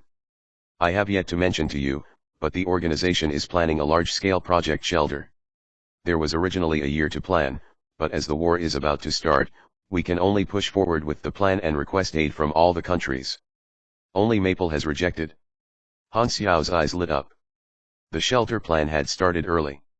With his relationship to the Darknet, he was confident in the plan and asked an obvious question: what is the shelter plan? Do you need my help? Chapter 168, Novice Guides.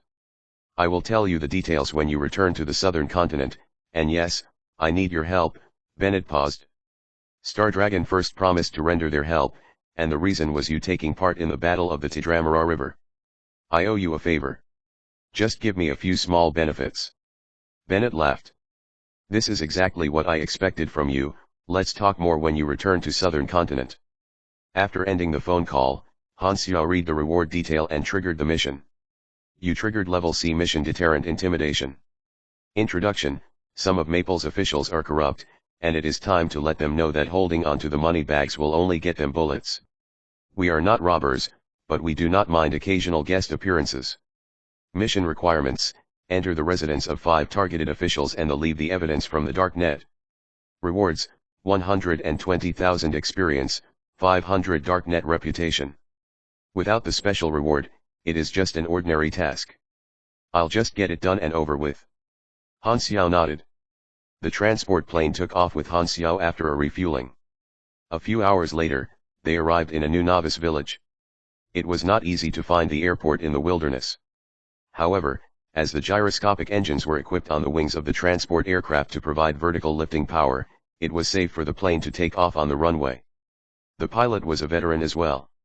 If Han Xiao did not have the discounts as an old customer, the price of chartering flights would have been several times more expensive. This connection was very important as it saved him a lot of money. After using the electromagnetic hover boots for a while after he alighted from the plane, Han Xiao soon reached the novice village. The players there were doing their missions passionately, and upon seeing the Black Phantom, they were stunned and gushed toward him. Poseidon, a member of the Guild of Gods, hummed a song as he scanned through the forum posts. President Jupiter did not bother too much about the rank A mission, and the development of the guild was on the right track. In the second issue of Galaxy Times, the group had invited a beautiful esports player, the head of the Rainstorm Club, Rainy Kim. She shared her experience on the show and introduced Star Dragon.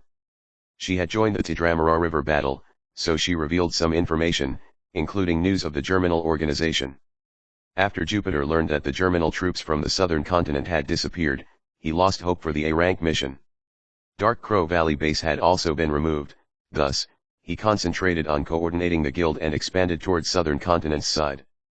In the second episode of Galaxy Times, professional players from different planets were invited for an interview, and these players had joined different camps on the map, allowing the players to attain more knowledge of the different planets. The conflict between the 6 nations and the Germinal organization revealed the main plot to the players of Aquamarine. Since the start, Poseidon had never approved of the Germinal A-rank mission. He felt that it would distract the group. Fortunately, Jupiter turned his back and gave up on the A-level mission. In turn, the professional guild saw this mission and allowed the players to challenge this difficult task, thus handing over the task to the team. After the discussion, they selected a player from Andrea mainland to find the Germinal organization and trigger the A-rank mission. The guild also provided resources and intelligence support to help the player complete the task.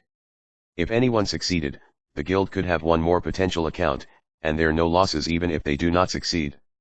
The players were the face of the guild, and their status was higher than that of the guild. The first-line player was also famous as Poseidon asked him for a few signatures, which made him very happy. The guild was pleased with the A-rank mission they triggered during the novice period and gave away some prizes. The guild had passed the unlucky period, and Poseidon was in a good mood. Speaking of the development of the guild, the Black Phantom could not go unmentioned. Since most of them were born in the southern continent, with the support of the Black Phantom, they benefited in one way or another. The Black Phantom only appeared in the southern continent, which gave the players a huge advantage, and the guild benefited a lot.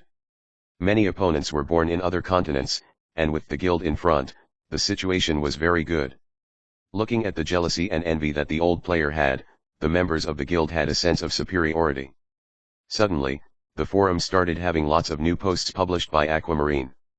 The content could be summarized in one sentence. Black Phantom is coming to the western continent. Poseidon snorted and hurriedly clicked and viewed a post. After reading it, he began sweating. Don't tell me Black Phantom is running around every single novice village. If this was to be true, everyone simply had to wait patiently, and the advantages of being in a guild would vanish. Poseidon hurriedly informed the president and other core members in the channel. They were equally shocked. Jupiter was extremely calm. We can't say things like that. We learned some skills earlier than others and were able to finish quests much earlier. There are bound to be some advantages for joining us. NPCs' actions can't be controlled. Don't try to force things. Upon hearing what the president had said, everyone calmed down. Poseidon glanced at the forum again and suddenly screamed, "What the Come look at this post. What? Jupiter doubted the post. It was a screenshot of Han Xiao's skill list, and the focus was on an energy training method. Seeing the skill's effect, everyone was stunned. Magical. Energy was a key attribute. It directly affected combat strength. And with the novice players' energy being so poor, they were usually unable to support an Esper's consumption. Espers needed the skill for sure. Jupiter was an Esper. He turned jealous and suddenly realized a serious problem. Wait a moment. When we were in the southern continent, Black Phantom did not teach us the skill. Everyone stood silent. Could it have been that when the Black Phantom was going to the novice village, he would give better things to them? In that case, wouldn't players in the southern continent be disadvantaged? This isn't advantageous at all. It's way more unlucky. Among the core members of Guild of Gods, there was a player named Egdama. This unlucky feeling. Why is it so familiar? It's returning. Everything is returning. On the forum, Western continent players were as if they were dogs that had eaten spring medicine, jumping up and down, posting their videos, and showing off. They, who had been always on southern continent for so long, finally had something to show off. It was now the southern continent's players' turn to suffer. What they originally thought was exclusively theirs was actually given to everyone.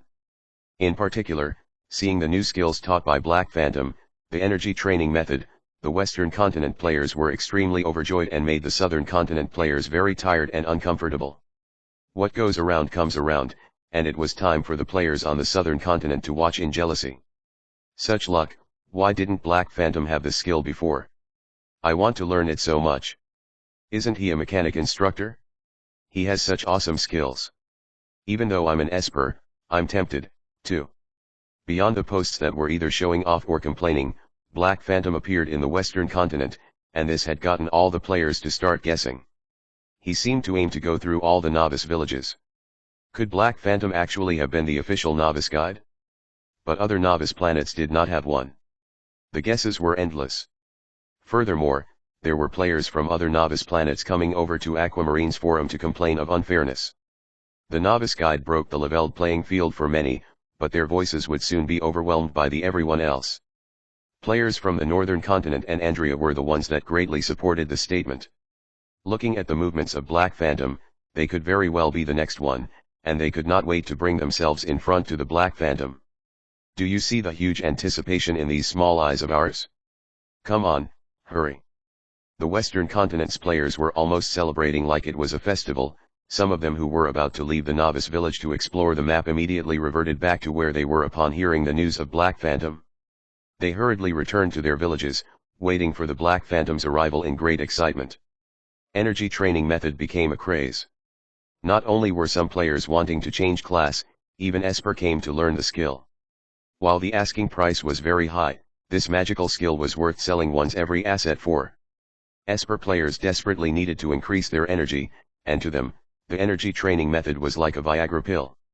It allowed them to last much longer, and the difference was between that of a 3-minute and 3-second gap. Whilst short, the concept was totally different. This was the difference between one and many, between heaven and earth. Chapter 169, First episode of Galaxy's Exploration Journal. Han Xiao had already foreseen this type of situation. In the first advancement, everyone would learn energy training technique. However, the players were unaware that for players at LV8 or 9, this was a magical skill. The added strength exceeded whatever the player received for their upgrade. Also, some players did not advance in their main class, hence, they would need a skill that provided energy even more.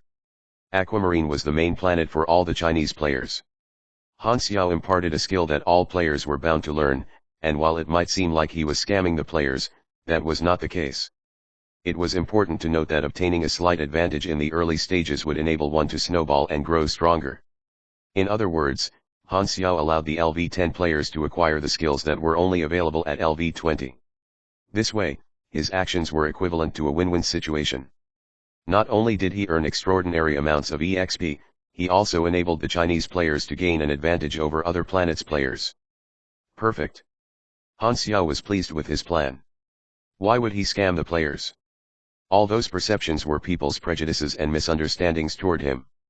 He really loved his motherland, thinking back to the past when his father almost named him Patriotic Xiao, but under the authority of the tigress in the house, his father changed to his current name, Han Xiao. Energy training technique required 10,000 EXP to learn, and the thought of the potential profits made his heart beat wildly. Only when the players advance for the first time would he then be able to impart energy training technique and reap the profits. This was kind of a reckless deal, he would take whatever he could. Looking at the player's degree of enthusiasm, Han Xiao felt that the EXP he received in version 1.0 would be an astronomical number. While he was busy with the Western Continent Novice Village, Bunhitdog finally released the first episode in the forum. Galaxy's Exploration Journal, Black Phantom, 1. Bunhitdog had a bit of a reputation, and the moment the video was released, his die-hard fans and curious passers-by immediately clicked into it. Finally, this should be spicy. A surprise release. The subject is Black Phantom. Is Bunhitdog on his team now? The program was released in the forum's video section. The forum was not for tasteless gossiping only, it had other functions. In order to allow the players to pass the time while playing the game, the video traffic was huge, and with the addition of old viewers watching, the number of viewers increased quite a lot. The opening titles consisted of the promo edit and some screenshots of the scenery before the video began. The first thing that appeared was the third-person's perspective of Bunhitdog. This was the game's pre-installed viewing function, which could also be used to examine the exterior. The background was Black Pine Settlement. Bunhitdog waved in the direction of the camera, and his opening line was a soliloquy. The everlasting world produced yin and yang, the yin and yang that comes of all living things. The country's benefits are at the cost of my life, and every moment of spring is precious. Welcome to Galaxy's Exploration Journal, I am Bunhitdog. The barrage was filled with ridicule. What is this dumb soliloquy? I read a line of the poem at that time, if. How confident I am in unifying my country is just like how the sun rises from the east, divine toad requires 1,000 years to learn. Bunhitdog continued in the show. There hasn't been a new upload in a long time. Being the first episode of the Galaxy series, I'll video a character's perspective and let everyone have a taste of my expedition. This character left a lot of impressions on the player's mechanic master, novice leader, mysterious NPC, secret quest giver. Presumably, the audience in front of the screen is curious about the identity of this character.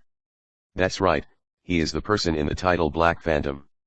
Wow, nice awkward speech, I salute you. Finally. That's what we came for. The lens switched over to show Bunhitdog's perspective. The official content began now. The video content consisted of clips recorded by Bunhitdog, and it became different segments after rounds of editing. The special effects and the narration were then added on later. Bunhitdog used a humorous style, explaining the first encounter with Han Xiao where Han Xiao resisted a pack of wolves in Green Valleyville and stopped the confrontation between two warlords. Bunhitdog showed the first person's point of view while the narration began to analyze Han Xiao's influence. In one sentence, Black Phantom exhibited his influence by moving the two warlords away with just his words. Before I begin with the analysis, I would like to introduce the identities of the two warlords. The scene changed and arrived at Black Pine Settlement. Bunhitdog introduced Lu Chang, who was the leader of this large-scale settlement. He possessed a huge army and tons of war chariots. And the other guy is now dead. Then, the topic changed. Lu Chang possesses such great power, yet he was afraid of Black Phantom? Then, where exactly did Black Phantom's influence originate from? Listen carefully to what I, Brother Bun, have to say. He used Lu Chang as bait to further the intrigue the audience had toward Black Phantom. The results were outstanding. Frenzied Sword acted as an esteemed guest and appeared on this show. He analyzed Han Xiao's identity in their conversation and slowly touched the tip of the iceberg of Han Xiao's mysterious origins. First, both revealed Black Phantom's name, which seemed to be Han Xiao. Initially, in Star Dragon Intelligence Agency, this was information that no one knew of, and in a flash, it captured everyone's attention. The barrage became very sparse, and everyone was reading the content seriously. Frenzied Sword had sucked up to Han Xiao during the beta testing, but he was unaware of Han Xiao's real identity. He only understood that Black Phantom belonged to Six Nations side. However, due to some reason, Black Phantom left Star Dragon and joined the two organizations, the Darknet and the Blood Pact Society. This information came from the extremely fatal powerful enemy Lu Chang. Even though he did not know the particulars of these two powers, he knew that they were huge backers, and they belonged to the high-ranking powers that players were unable to interact with currently. They were also among Black Phantom's origin. Bunhit Dog and Frenzied Sword also thought that the crucial reason that people were afraid of Black Phantom was because of his capability. With the player's current rank, they were unable to see the high-ranking character's exact stats. However, they had witnessed Han Xiao killing other extremely fatal NPCs more than once, and based on that, they felt among the NPCs, Black Phantom's capabilities were at the peak. Becoming enemies with Germinal was Black Phantom's current biggest displayed goal. Due to the lack of clues, they were unable to understand the reason behind Black Phantom and Germinal's conflict. Frenzied Sword actually divulged the situation of the beta testing. From beta testing to public testing, the game went through more than 3 months, and Han Xiao had taken on a new persona and become Black Phantom. The moment this information was released, it immediately evoked the audience's curiosity. What exactly did he experience that made him the Black Phantom today? Everything was just assumptions without evidence. The show was unclear, and Bunhit Dog's real intention was to toss out this question to act as the show's hook to attract the audience's curiosity. Continuing on, Bunhit Dog and Frenzied Sword discussed the Black Phantom's actions of scouring novice villages and agreed that this was decisive evidence that Black Phantom was a novice leader. After 20 or so days of amusement, the players realized that the NPC's actions and thoughts were very real, and Black Phantom would shock players consistently. For what reason would the Black Phantom interact with the players frequently and also involve himself in obvious plans? There had to be a reason, yet the show only mentioned it in passing. Bunhit Dog expressed that both he and Frenzied Sword had triggered Black Phantom's secret quest, proving that he was able to shadow and report on Black Phantom. Also, he conveniently introduced all kinds of material benefits that they had received from Black Phantom, showing the scene where Han Xiao gifted Frenzied Sword 2 high-quality firearms. They also followed Black Phantom and arrived at Black Pine, a map that was higher ranked than a novice village and would issue missions with generous rewards. The barrage was full of the material benefits being flaunted and the audience envied them to no end. Those who were able to trigger Black Phantom's secret quests were the luckiest people. To hell with you, bastard. Sigh. I heard that holding your breath allows you to take in some of that luck. During the show's ending, Bunhit Dog said, Black Phantom series currently only has 1 episode. The next episode might be of other content. After all, Frenzied Sword and I have been left behind in Black Pine. However, you don't have to worry. I'll continue to pursue and explore Black Phantom's past life. Until then, I'll see all you dog viewers in the next episode. The audience, who finished the episode in one breath, had just one thought. Exciting. The scene was Bunhit Dog's first-person perspective of exploring while the side explanation cut into Black Phantom's angle, which introduced a lot of information that ordinary people were unclear of. It tossed out a lot of the world's background and knowledge, and this answered many perplexing problems. Furthermore, the style was relaxed, and the content was mind-blowing. It provided all kinds of interesting assumptions, and the audience was fully satisfied. They went on to recommend it on other forums, allowing more players to join in. The subject matter of Bunhit Dog's first episode was well chosen. Coincidentally, it was when Han Xiao visited the Western continent and allowed everyone to know of his existence. It was a hot topic, Bunhit Dog's video became extremely popular, and the viewer count surged. The first episode went completely viral. Bunhit Dog was pleasantly surprised. His choice of this episode's subject proved to be a correct decision. The video became popular because of Han Xiao's popularity, and not only that, it added greatly to Han Xiao's reputation. Everyone's impression of Han Xiao in their hearts gradually moved from a mysterious merchant and skills trainer to an influential NPC. Guessing his origin gradually became an everyday topic. Chapter 170, Trading Storm, 1.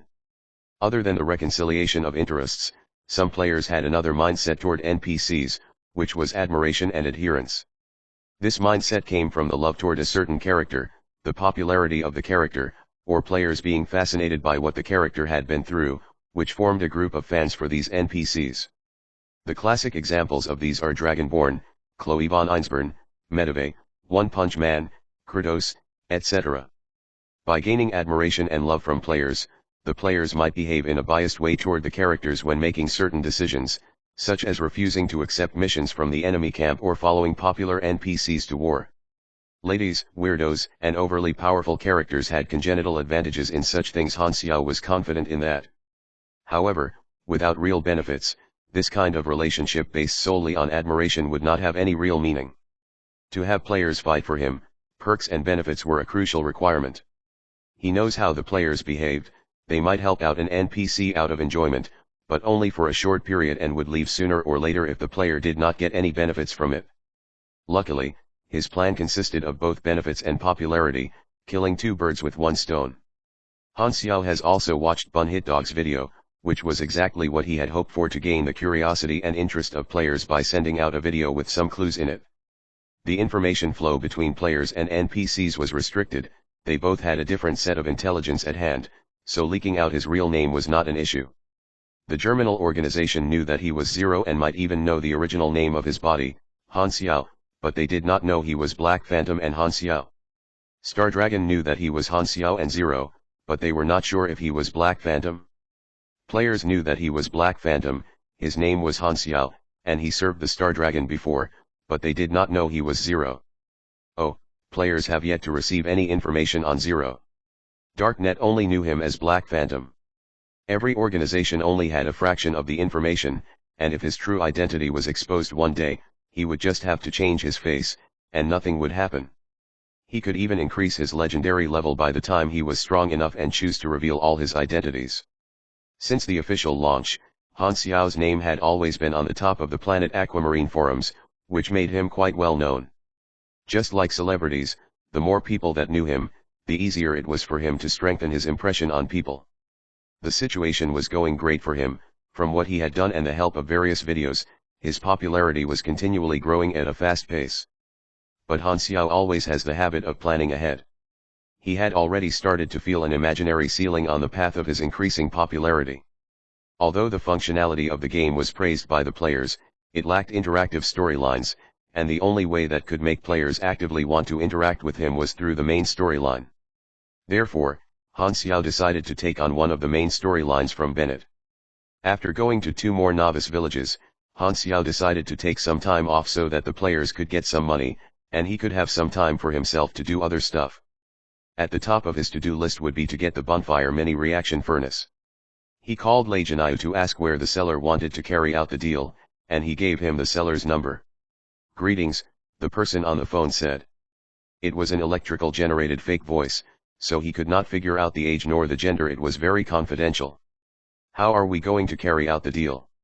Han Xiao was very straight to the point. "In 3 days. In a moment, I will send you the location. Bring your money, and I will bring the stuff," the person said. "Okay, I will get one of my men to carry out the deal," Han Xiao replied.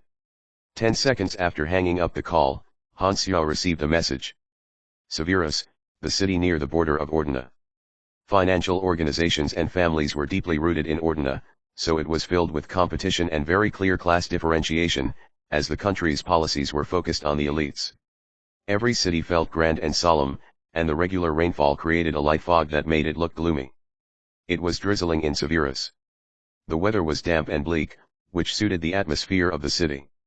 In a residential flat that had been made into a surveillance room that was connected to every traffic cam within 3 streets, a dozen or so men wearing black were busy doing something. Some were checking on the guns, some were looking at the surveillance screens, and some were going through the intelligence. This was an intelligence action group in Ordina, together with 6 other action groups, which locked down 3 more areas nearby. The agents gathered around to capture an escaped criminal who had stolen classified country intelligence. The target had been on the run for many years, and they had finally found a lead that he would appear in Severus to carry out a deal with a third party. The intelligence source was trustworthy. It had come directly from the information division. They had hacked into countless phone lines and were able to pick out a few that were suspected of being important calls from the target. Continue your surveillance. Snipers, get ready, take down the target once he meets the dealer. The higher UPS suspect that the target is dealing with a political finance organization, so we need evidence, the leader of the mission said through their earpiece. The target is quite crafty. You're our last level of insurance, Mr. Mag. Please be ready to act at all times. Yes, he replied in a very cold tone. Mag was one of Ordina's aces. His position was similar to Mo Rance. The fact that even he had been sent to ensure the completion of the mission showed how important this mission was to Ordina. Airplanes were not allowed to dock at Ordina, therefore, Han Xiao traveled by electromagnetic hoverboots for a day after alighting to reach Severus. Wanderers entering the city formed a long queue at the border of Severus while the soldiers of Ordina were patrolling the area. Their equipment was more refined than that of Star Dragon, and their expressions were covered by a tactical mask. Everyone was silent in the team, with the only sound coming from their footsteps. The deal will be carried out in Severus, Han Xiao thought to himself. He had already changed his clothes and appearance, but his equipment was still with him. He would be looking for a beating if he went in the official way, so he had to be smuggled in. With enough money and threatening from his gun, the smuggling process was smooth. Just like mankind never being able to kill all cockroaches, there would always be such smugglers no matter how tight security was at the border. Han Xiao's clothing covered him from head to toe as he had to hide his equipment, and he carried a large backpack with his guns. Light rain poured on his raincoat, and hiding under the cap was a different face that Han Xiao had changed into. The reminder from Antonio made sense, and he did not want to mess up this deal, so there was no way he would have appeared with the face of Black Phantom or his true face. The location was a cafe at the side of the road, seat 7. As the buyer, if he did not arrive first, the seller might not even appear.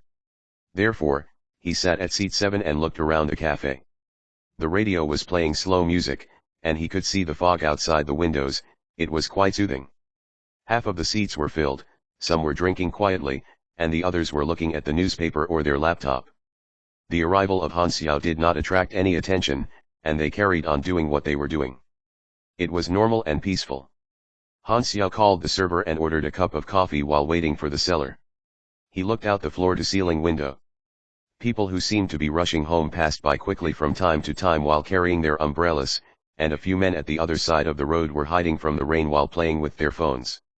The drizzling rain fell from the ceiling and formed a puddle at the side of the street. Han Xiao looked normal as he lowered his head to sip his coffee, but he had noticed something unusual. The guy reading newspaper sitting 3 seats away is breathing heavily and has a much higher heartbeat rate than normal. The woman drinking coffee at the bar is sweating at the side of her head. The man that passed by the floor-to-ceiling window had a very steady pace but slowed down on purpose for 30% when he passed by the window. The second person from the left hiding from the rain is stamping the floor with the back of his feet, which is a sign of worry and nervousness, Han Xiao thought. At LV55, his senses were at a very high level. Through the tiny details of movement and expression of normal people, he was able to figure out their emotional state. Someone is monitoring the cafe seller or third party. Could I be the target? I don't think I've messed with anyone in Ordina. The interface showed up when he notices the monitors. Mission introduction: the mysterious seller you're having a deal with is an outlaw of Ordina. Your deal with him has diverged. Unlucky for you, you're now also under surveillance, dragged into a storm that does not concern you. Mission requirement: run away from Ordina's pursuit. Reward: 65,000 experience. Bonus reward: unknown. I have been so damn unlucky recently. Han Xiao was upset. All he wanted to do was get the mini bonfire reaction furnace, but it seemed like he was now involved in a rather serious event. Could things not just be peaceful and easier for him? The item was very important to Han Xiao. It was the core of mechanical suit. He did not want to give it up just because of a small risk. He was already involved anyways, and even if he left right now, they would still have their eyes on him, so he decided to stay put for the moment and react accordingly. Chapter 171, Trading Storm, 2. Translator, Atlas Studios. Editor, Atlas Studios. After a few minutes of waiting, a man wearing a pair of sunglasses, a hat, a dark green coat and a scarf covering the lower half of his face came into the cafe and sat opposite Han Xiao.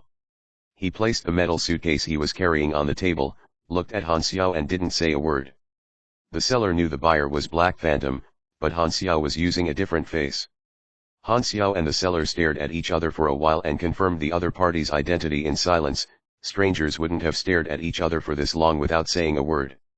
The seller entered the passcode and faced the open suitcase towards Han Xiao. Inside the suitcase was a donut-shaped small device with its wires exposed outside. The exterior was made in metal, with an intruding cylinder in the cross-section and dim red lights flashing through the gaps. This was the mini bonfire reaction furnace, an energy core that is able to generate electricity automatically from solar and condensed fuel. It was also a piece of superhuman equipment as energy could be turned into fuel as a power source. A rechargeable battery is a core material for mechanical suits. It eliminates the need and trouble of battery supplies. Imagine having to change batteries in the middle of a fight. Han Xiao confirmed it was the real thing with his hands, took out his laptop, sent the money to the seller in a flash and immediately said, "Run."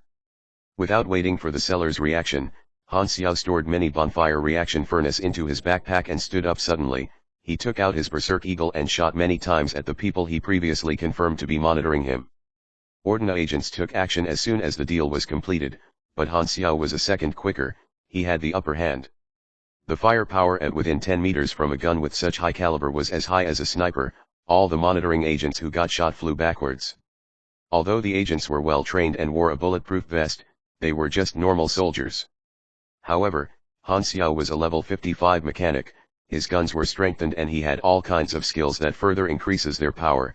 One shot was enough to make the agents lose their fighting ability and put them in a critically injured state. Without any hesitation, the seller broke through the floor-to-ceiling window and ran with all his might. He was a superhuman too, as he covered a few meters each step he took. To divert the numbers of the enemy, Han Xiao ran towards another direction. "Damn it, who is this buyer?" The Ordina mission commander burst into a rage as he did not expect the buyer to be strong enough to realize the danger beforehand, and this had caused the plan to be interrupted. He ordered the agents and the soldiers to split up to chase them separately. Han Xiao spat water across the streets as he dashed across the puddles with high speed. As countless footsteps closed in on Han Xiao, agents appeared from the streets around and started shooting at him. The people on the street ran away screaming. The magnetically controlled retractable armor Han Xiao just equipped reflected the bullets away. He slid across the battlefield with a gun in both hands and shot at any agent who exposed their head. He didn't miss a single shot. Suddenly, Han Xiao felt a pull on his feet. He looked down and saw the water sediment wrapping around his calf, slowing down his speed. Superhuman agents of Ordina has stricken. Han Xiao saw the information of the enemy from the interface, an esper around level 30. As Han Xiao's speed slowed down, two pugilist agents used the opportunity to dash out from the roadside and started attacking him with energy-covered fists and legs. As the enemies closed in, Han Xiao remained calm and used Sunworm's concentrated spray. The orange-colored condensed flames devoured the two pugilists. The continuous damage was very high. They let out a scream and backed away immediately. The flames vaporized the rain and created a white fog, which obstructed the view of the agents. Han Xiao has no intention to fight in Ordina against their own agents. He tore apart the water wrapped around his calves by turning his electromagnetic skateboard shoes to full capacity and backed away from the enemy esper-controlled area as quickly as he could. It was at this moment when he heard the sound of engines as two enormous black police vehicles, the size of an RV-1, dashed out from the intersection. The vehicles splashed the water in an arc with a drift and stopped in front of Han Xiao, facing him sideways and blocked the path. High-caliber guns extended out from inside the windows as they rolled down and shot Han Xiao at the same time. The firepower was so strong that it created sparkles out of the muzzle for an astonishing half-meter. As the bullets expanded in his sight, Han Xiao got hit head-on. These guns were high-caliber assault rifles, and some of them were shotguns which had knockback effects. Although he had armor on, he still stumbled from the bullets. Information of the enemies appeared on the interface. They were Ordina's Special Operation Unit. Han Xiao made a sharp change in direction and slid across the buildings through roofs of the two RV-sized vehicles with his electromagnetic skateboard shoes. The soldiers in the vehicles alighted hastily to fire at him, but the bullets couldn't catch up to him and left a trail of holes on the walls of the building. Han Xiao took out a sonic bomb, pulled out the safe with his teeth and threw it into the middle of the RV. The soldiers split out hurriedly trying to find cover, but the sound waves from the sonic boom were not obstructed by their cover. It spread out and the entire special units fainted immediately. Han Xiao burst their tires and left in a stroll. Ordina has a lot of men around this area. No matter how Han Xiao tried to get rid of the pursuit, there will always be another car at the front of his path. He shot down the traffic cams, took detours, used his electromagnetic skateboard shoes to climb over walls and buildings, outran the soldiers time and time again, but there will always be cars stopping him in the front. How are they able to always find me? Han Xiao thought, then suddenly, he realized something. As he turned back to look up the sky while sliding, he discovered 3 drones that were following him. No wonder they knew where he was. He took out Red Falcon and shot them down with one bullet each. Ordina's mission commander bashed the table in anger. The other team had already lost the cellar. Han Xiao was the only target left, but he was too difficult for his men to catch. Mag, take him down.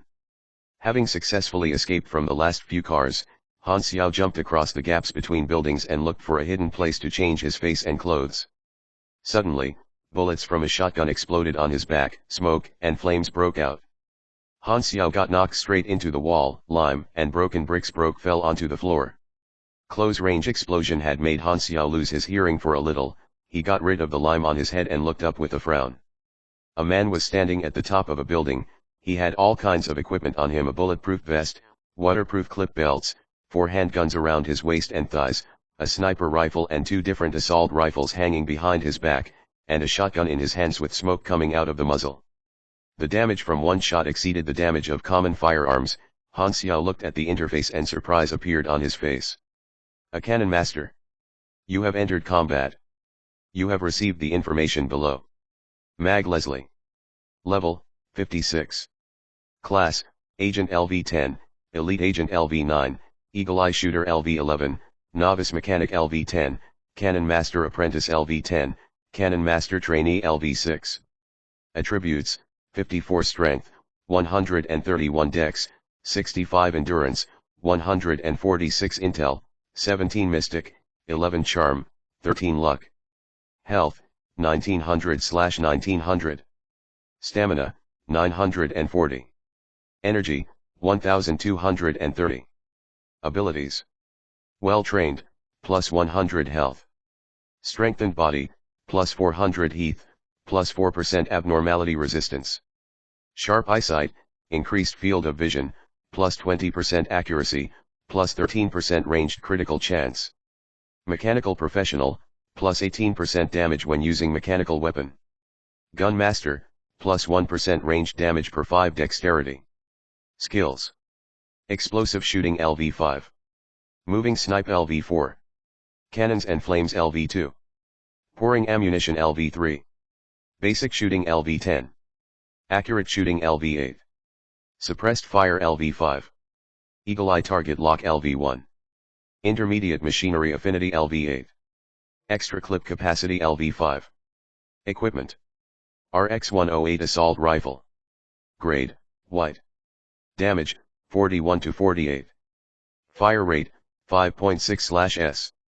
Active range, 380 m. Clip capacity, 30. Power output, 41. Butcher assault rifle. Grade, green.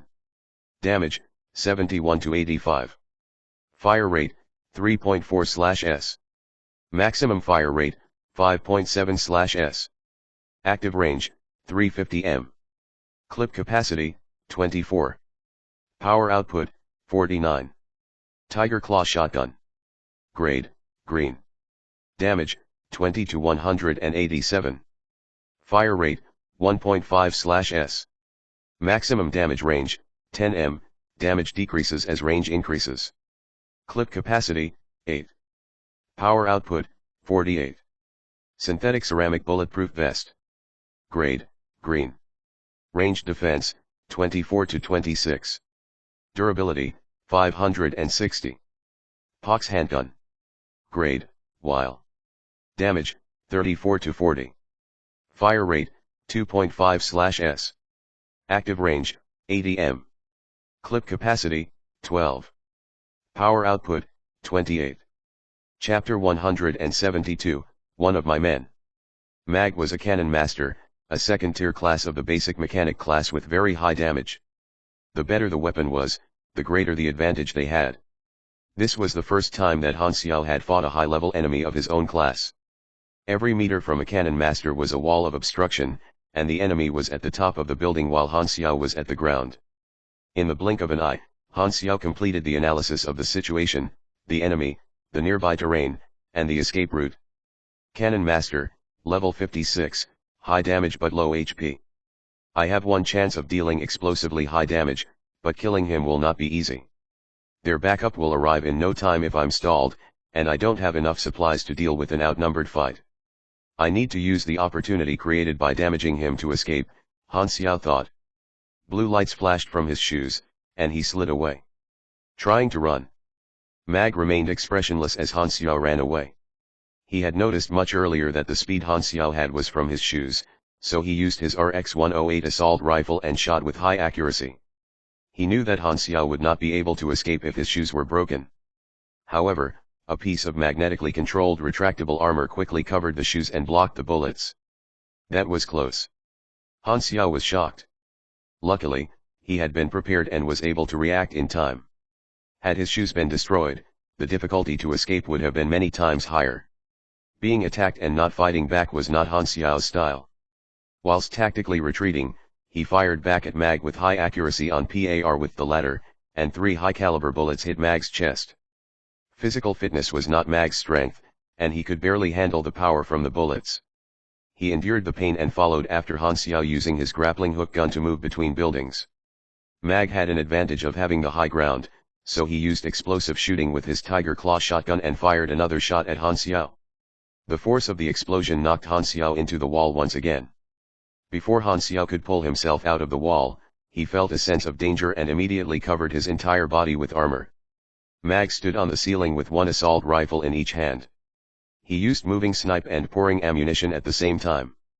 The increased fire rate from both skills together turned the bullets into a storm raining down on Han Xiao, keeping him stuck on the wall. The holes in the wall turned to waves of dust, and the cracks grew even larger. He should be almost dead. Mag was confident, this round of explosive damage that he had dealt with the combination of abilities and hundreds of bullets should have left the target almost dead, if not dead. Dust filled the air and blocked the view inside the pit. Hum. A loud and weird sound appeared. Suddenly, an invisible force field exploded on the wall, pushing away the rain and bullets, creating an area of empty space. Field repulsive machine. Using the repulsion from the machine, Han Xiao jumped out of the pit and remained stagnant in the air for a short moment. He held up the Phantom Ghost sniper with one hand and aimed at Mag from afar, locking onto his position. Time seemed to have slowed down. Mag felt a chill down his spine. The gun gave him a piercing sense of coldness, and his intuition told him that it was extremely deadly. He tried to dodge as soon as he could, but Han Xiao fired his shot before he could dodge fully. In the flash of blue light, Mag felt an irresistible force bursting on his chest. He was knocked into the air and rolled to the other side of the roof, barely grabbing the edge of the rooftop in the last second before falling down. The pain from his chest hurt like hell. He looked down and saw a bloody hole on his right chest that penetrated his body through the bulletproof vest. Blood was gushing from within. He shot through my lung. Mag was sweating heavily from the pain of the wound. Every time he took a breath, it felt like a knife was carving back and forth in his lung. He was shocked and frightened. The power from this shot was stronger than one of his even when he was at peak performance. Where the hell did this extremely strong guy come from? And who was he?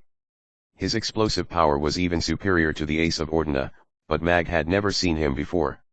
Had Mag not dodged, the bullet would have hit his eye. He had ended up in this state even with a bulletproof vest. If he had been even half a second slower when he dodged. Mag's fear toward Han Xiao peaked. You destroyed Mag Leslie's synthetic ceramic bulletproof vest. You dealt 772 points of damage to Mag Leslie.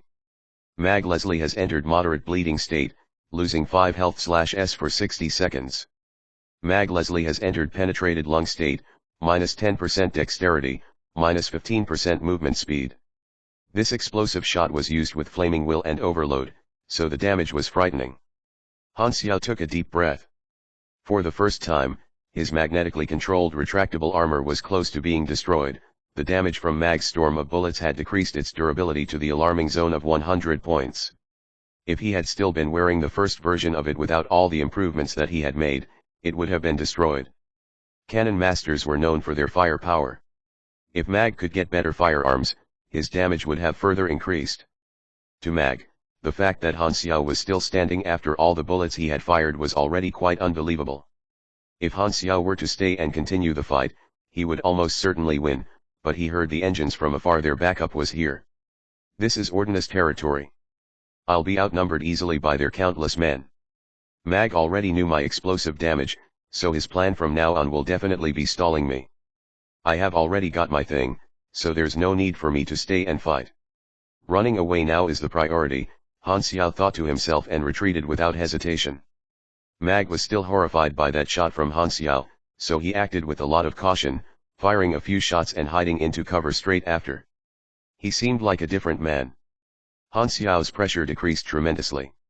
While Mag was being cautious, he used overload on his skating shoes, accelerating rapidly in a split second and disappearing from Mag's sights. Mag lost Han Xiao completely in the complicated streets of the city. He called his colleagues instantly to check on the cameras in the city, but Han Xiao was nowhere to be found. It was like he had vaporized. The mission target was the seller, who was experienced in escaping after so many years of being chased, and because this buyer reminded the seller a second earlier, he had found a chance to escape from the agents. Thus, Mag could only go after the buyer, but despite being the ace, not only did he not catch the target, he was even badly damaged. Anger and dismay filled his chest. Failing the mission was like a slap on his face. Ordina agents started searching the area, which expectedly led to no result. They could only pass their recorded fighting video to the intelligence unit for analysis. However, although they did not have any hope that doing this would give them any valuable information, they surprisingly found someone whose fighting style was the same as the buyer's. Black Phantom. They look completely different, but he might have worn a skin mask. It all makes sense now.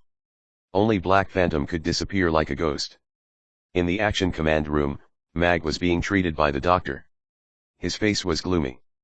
He had heard of Black Phantom before, but as an ace agent of an intelligence organization, he had looked down on assassins like Black Phantom. However, through this accidental clash with Black Phantom, despite being the pursuer, he had been defeated and critically damaged, unable to even follow the target. Mag felt ashamed. No wonder he is a legend. The action commander did not blame Mag, as failure was not unacceptable when the opponent was Black Phantom. The question was, why did Black Phantom come to the Western continent? Did he have a deal with the outlaw they were following? Ordina's intelligence unit took the appearance of Black Phantom very seriously. They opened a meeting and told the hacker unit to play with the source of this information, which was the short call Han Xiao had with the seller about the deal location. Greetings. How are we going to carry out the deal? In 3 days. In a moment, I will send you the location. Bring your money, and I will bring the stuff. Okay, I will get one of my men to carry out the deal. The last sentence was the key. The person that the buyer sent was astonishingly Black Phantom, which meant that the identity of the buyer was clear. Chapter 173, You Can't See Me.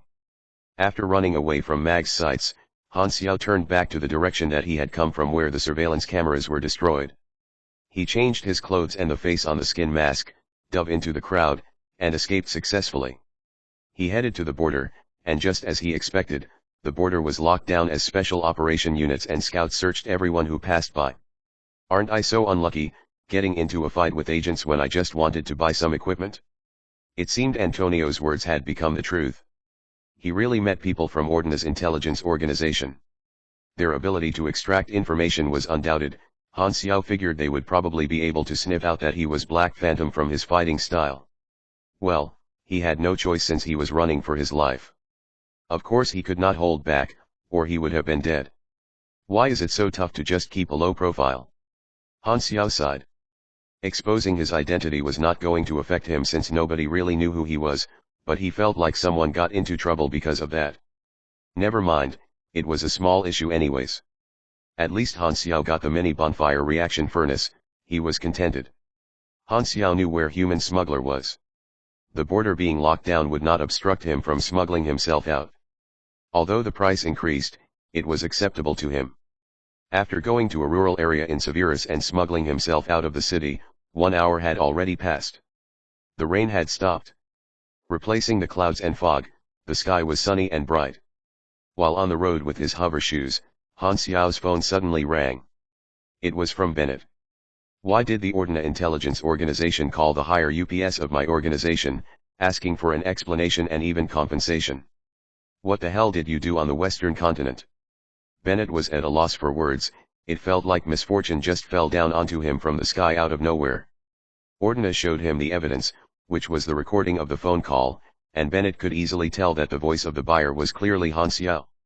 Who in the world would say okay, I will send one of my men over, then go over himself. Even if you want to confuse others, at least don't fight in such an obvious and unique style. It's very misleading, you asshole. Well, it was supposed to hide my identity, but it seems like that didn't work. Anyways, don't worry, it's not a big issue. I only fought some Ordina people, beat up a few agents, and destroyed a few buildings, nothing much. The people of Ordina were quite welcoming.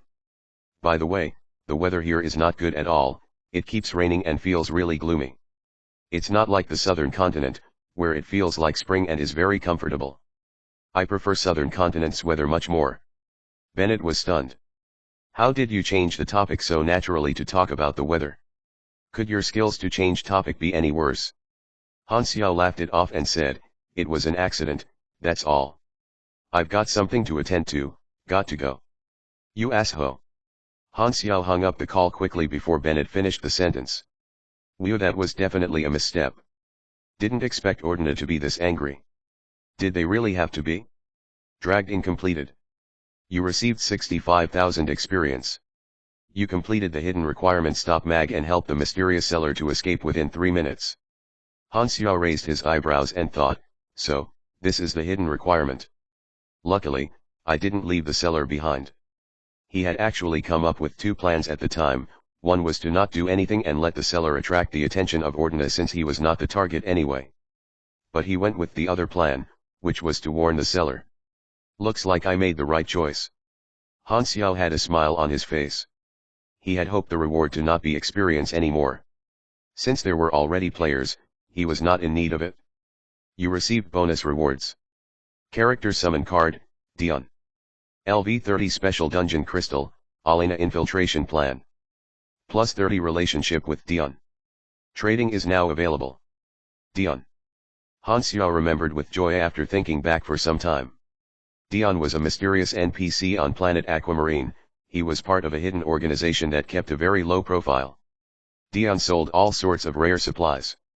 He was like a hidden store, and there was no fixed mission for players to meet him.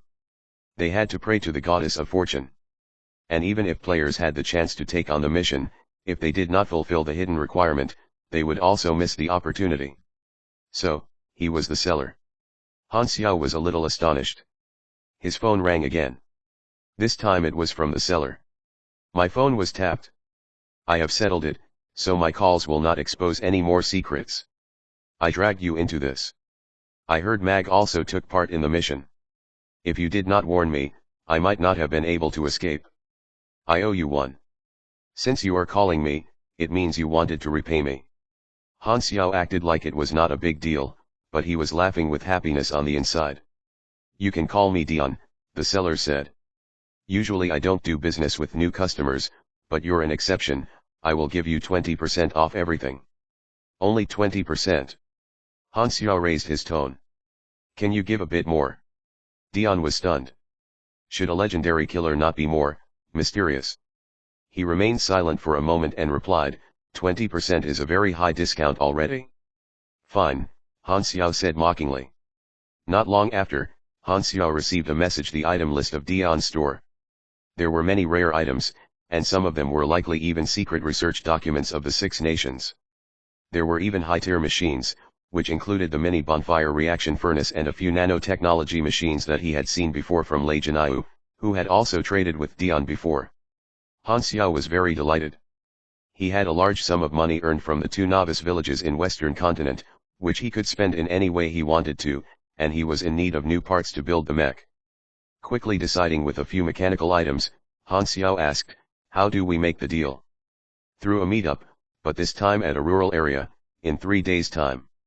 I will give you a location, and I will send someone to pass the stuff to you. My identity is rather sensitive, so I will not turn up due to my own safety. Please understand. Han Xiao was pleased. He only had 1 step left to finish his mech, and once he got the materials, he would be able to complete it. Han Xiao hung up the call and paid close attention to the other 2 items that were part of the rewards: character summoning card of Dion and LV.30 special dungeon crystal. Character summoning card, Dion. Ability, you can't see me, D, lowers one's sense of existence, making living or non-living things nearby have deviated sense when they are detecting him. Usages, 0/2. It is not an esper power or pure invisibility but something like a power that adjusts oneself to fit the surroundings. It is a unique power. It seems to be quite useful, except its name was weird. Chapter 174, Viper. He looked at the other item. LV.30 Special Dungeon Crystal Alena Infiltration Plan. Introduction, Alena is a secret research lab of Ordina. A few years ago, Dion infiltrated this facility and stole their military secrets. This will be your test. Dungeon type, backwards time travel dungeon. Player completion count, 0. Shortest completion time, midnight. Record holders, none.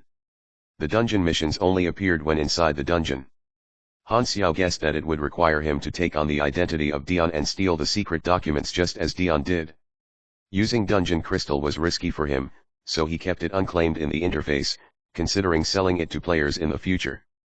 3 days later, at the meetup location, 2 of Dion's men were waiting in masks, carrying the items that Han Xiao had ordered. Han Xiao paid the money and got the things right at the spot. It went smoothly this time. Going back to the cargo plane, Han Xiao opened the metal suitcase that he had received, which held the materials securely. U9 colloidal bulletproof membrane, its functions had already been mentioned before. Nerve's biological transmission cable increased energy efficiency, which led to a higher output. Using it in a mechanical suit would slightly increase its basic stats. High-speed injection module could be placed inside the mechanical suit to inject some potions, such as healing potion and steroids. He also bought some painkiller. Han Xiao had studied enough blueprints, and now he had all the materials he needed, so he decided to self-create a mechanical suit. To prevent distractions, he had the plane parked in a hidden place and stopped all other activists. 5 days later, with dark bags under his eyes, Han Xiao looked at the completed suit with a smile of relief. It's done. The scan is successful. You have successfully created a new prototype blueprint. Please name the blueprint. Han Xiao contemplated for a while. This light mechanical suit was a knockoff of the Python, but many parts and modules were different from the original, so it suited his needs. He had an idea for a suitable name. Named successfully, you received customized blueprint light mechanical suit Viper. This is a good name. Han Xiao was satisfied. Viper was a completely black combat suit. There were platinum alloy plates on the outside of chest, belly, thighs, and back. A little below the back of the neck was where the mini bonfire reaction furnace was slotted into, emitting a faint red light. Spaces between the armor were filled with U9 colloidal bulletproof membrane, which had very high defensive power. On the inside of the combat suit was PE0 fiber that was designed to look like muscle outlines, which increased the user's powers. The helmet was a one-piece mask made of high breathability materials, which had a filtration device at the mouth made of metal and a V-shaped protective goggles at the eyes.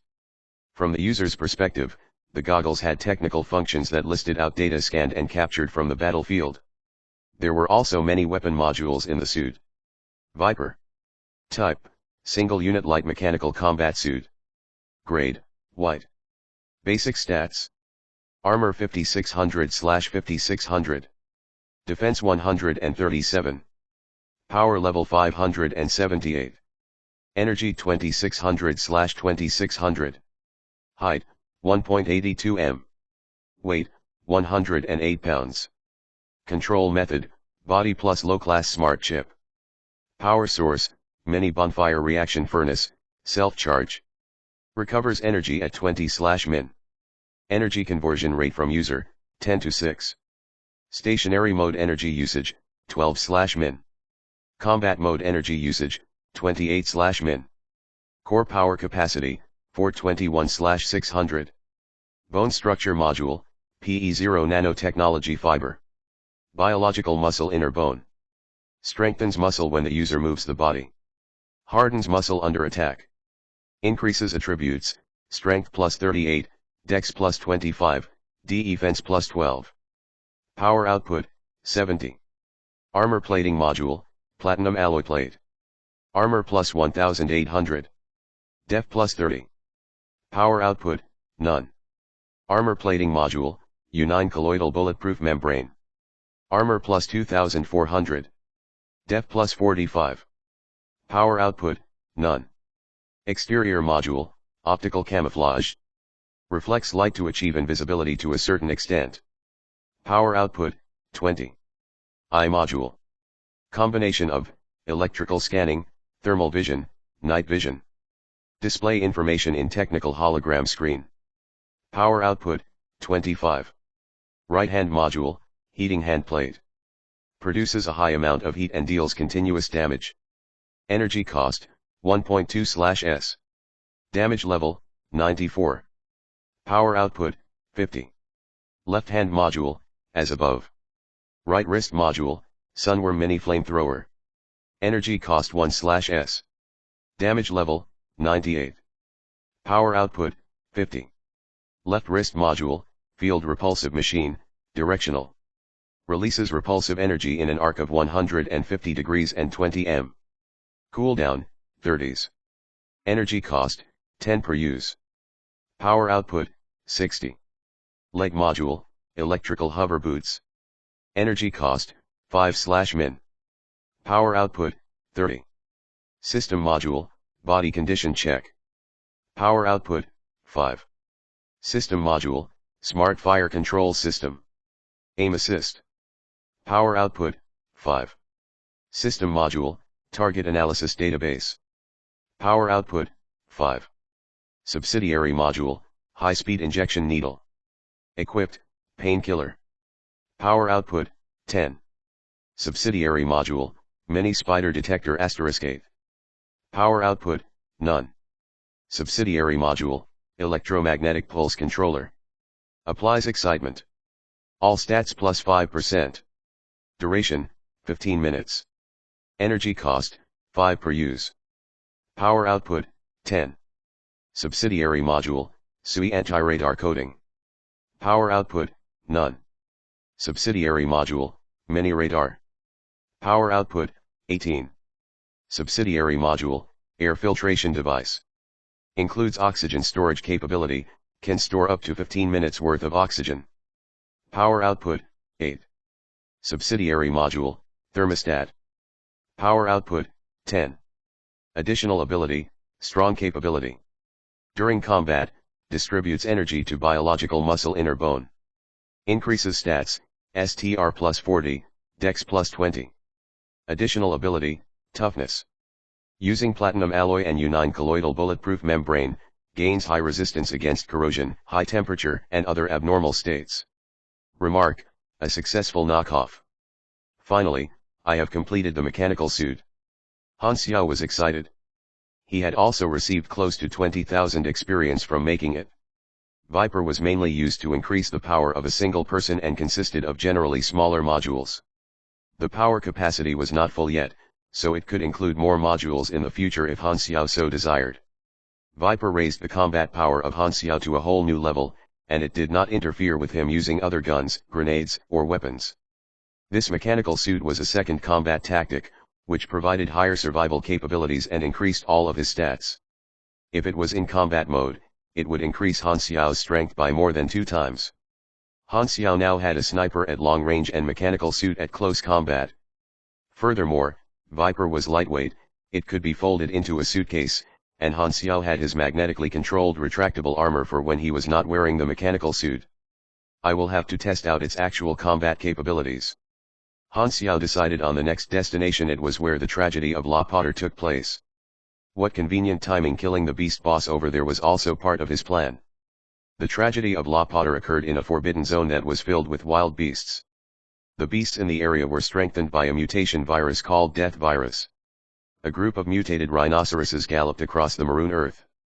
They were enormous and muscular, their bones bulged from the body like an armor, and the cone-shaped horns on their heads were shining like metal. Above, an anaconda with 2 pairs of bat wings dashed across the sky toward a corpse. Suddenly, a tiny blue flower beside the corpse turned into a gigantic mouth and swallowed the anaconda whole before turning back to its harmless disguise. All the beasts here are mutated. At the exteriors of the forbidden zone, with serious expressions on their faces, Yandian and Ned were analyzing the situation through their binoculars. They were lone superheroes that had taken on a contract to enter the zone and search for a group of civilian explorers. This civilian exploring group had entered the forbidden zone and put themselves in such a dangerous spot all to investigate the source of the virus, which was very noble in the eyes of Yandian and Ned. Therefore, they had accepted the contract without hesitation. There has always been radiation in lovable, which is the cause of virus mutation, Ned said. From the last location report of the exploration group sent before losing contact, they went missing in a valley that is quite some distance from us. There's a lot of unknown danger inside. We'll have to be careful. In this area, any large transportation tool would become an obvious target both on land and in the sky. Therefore, they walked in on foot as it was the safer option. Chapter 175, Beast King. Translator, Atlas Studios. Editor, Atlas Studios. On the other side of the Forbidden Zone, Han Xiao had arrived at his destination. The air was filled with a rotten smell and a hint of poison. The plants on the ground were mutated as well. The spawn area is a little too huge. I don't know where the Beast King is. Han Xiao put down the metal suitcase, opened it, and donned the Viper mechanical suit. The hologram display had zooming functions and compiled data collected from many scanning modules, which provided more detailed information on the surroundings. There was also a radar at the top left side of the screen that could detect any signs of life within a radius of 500 meters. By increasing the power output, this radius could be improved to 1,500 meters. The scanning module had plenty of useful functions. It could analyze the collected data from tiny signs and traces on the ground to determine the source of said traces, and it could also record previously unknown data into the database for future analysis. The filtration device got rid of the rotten smell in the air. Han Xiao could hear himself breathing inside the suit, and the thermostat made him feel very comfortable in it instead of feeling stuffy. He brought along some firearms and grenades that were all fixed into respective slots and firing tracks in the suit. Han Xiao moved around to familiarize himself with the mechanical suit controls, then jumped into the zone with each step covering close to 10 meters. The suit was in standby mode, which used less energy than the mini bonfire reaction furnace generated, so the energy was always full. The radar was active at all times. If it detected any being with strong vital signs, it could be the Beast King, and since the species of Beast King was random, even Han Xiao was uncertain of what its species would be. After running for 5 minutes, a dozen or so vital signs appeared on the radar. The view from the hologram screen zoomed in like a sniper scope as Han Xiao gave the suit a voice command. The current controlling mode did not have nerve connection, only voice control for its various functions. The smart chip had voice identification and could analyze simple commands from Han Xiao, no one else could be able to use it. At a few hundred meters away were a group of more than 10 giraffe-like creatures with fearsome bone spurs, which clearly indicated they were not a tamed species. A few of the larger ones raised their neck and looked over to Han Xiao's position. They seemed to have noticed him. Stealth mode. Optical camouflage was turned on, and the exterior of the mechanical suit turned into the same color as the surroundings like a chameleon. The gaps in the suit was also closed up, not letting out any scent. The giraffe-like creatures shook their heads around but could not find him, so they lay back down. If the level of the enemy was high enough, they would have been able to see through the camouflage, but these beasts were clearly far from that level. Han Xiao continued to move forward, searching for the target. 2 hours had gone by, and Han Xiao had already scanned dozens of mutated flora and fauna, which were all stored into the database. He had also fought a few beasts with various levels and vital signs to determine the approximate strength certain vital sign levels presented. The highest leveled beasts that he had met was a pack of wolf-like beasts at LV-42, which was not his target. The sun had set, and the night became more dangerous as howling filled the Forbidden Zone. If Han Xiao did not have his mechanical suit, the night would have been dangerous to him as well, but Viper's stealth ability was strengthened by the night. It sealed all of his sound and scent and made him as inconspicuous as a rock. I've yet to find the target, Han Xiao thought. He sat by a large rock and inserted bullets into the clip as he changed the visor mode to night vision. The chance of the Beast King spawning at the heart of the zone, the ruins of La Potter, was higher, as the closer toward the center, the more beasts there were. With a voice command, the armor around Han Xiao's calves split open. Inside was a small space that stored the spider detectors. He activated them and made them spread out toward the center of the zone. The images captured by them were displayed on his goggles. Spider detectors worked in a shaky but rather quick way. After a while, Han Xiao could see the situation of the center zone, which was filled with ferocious-looking beasts. Suddenly, the image from spider detector number 1 experienced a slight shake, and loud crashing sounds could be heard from afar. The beasts were then seen all going in the same direction. Spider detector number 1 climbed up a long-haired boar and headed toward the same direction. Two superhumans running for their lives from the beasts appeared in sight. One of them was an esper who could release white shockwaves from the hands, which was quite powerful and knocked closing beasts back again and again. However, the sound it produced attracted more and more beasts. It was a vicious cycle that only made the situation worse. There are others who have entered this forbidden zone? Han Xiao raises his eyebrows in surprise. Right the next moment, a white lion that was 5 meters tall and more than 10 meters long appeared.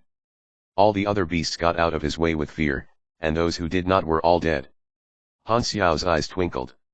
That was most likely the Beast King. Yang Dian and Ned ran with all their might to the extent that their lungs felt like it was burning.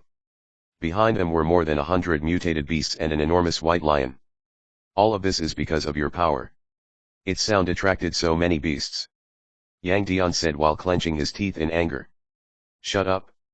If not for your carelessness, we could have avoided that pack of wolves. Stop complaining and making useless comments. What should we do now? Ned said as he released another shockwave, knocking back a few beasts that came too close. Yang Dian took out his laptop while running to look at the map and said, we're getting closer to the center of the zone.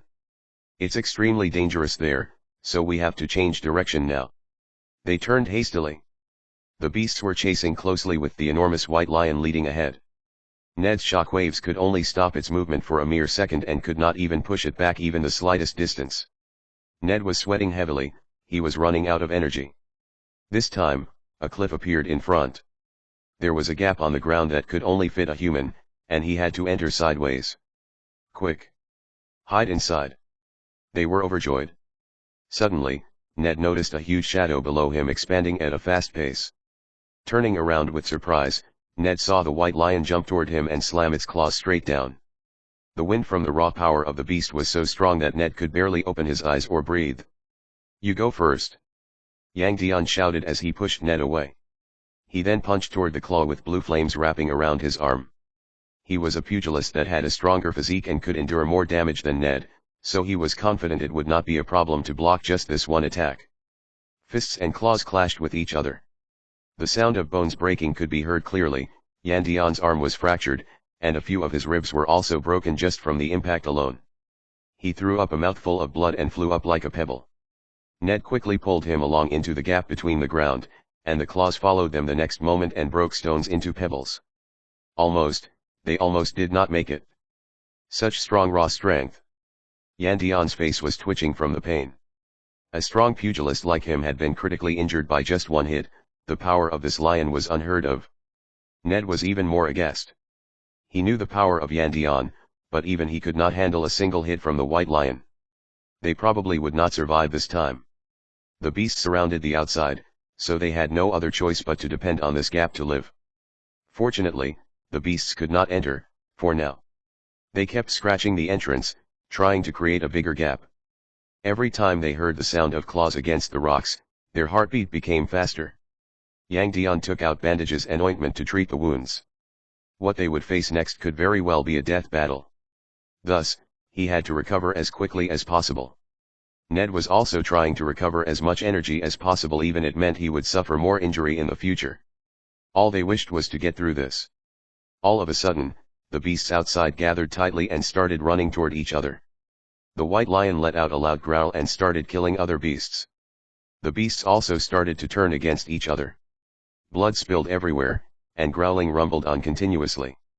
Chapter 176, Actual Combat with Mechanical Suit. The beasts started killing each other. Smiles appeared on their faces as they decided to wait and see. The beasts fought for more than half an hour, leaving corpses everywhere. The white lion was the final winner. Blood from other beasts had added red to its snowy fur. It stood before the gap and growled at the rest of the beasts, indicating that they were his prey. The beasts backed off and left the prey for the king of the beasts. The beast herd was gone, but the strongest one of them all, the white lion, was still waiting outside.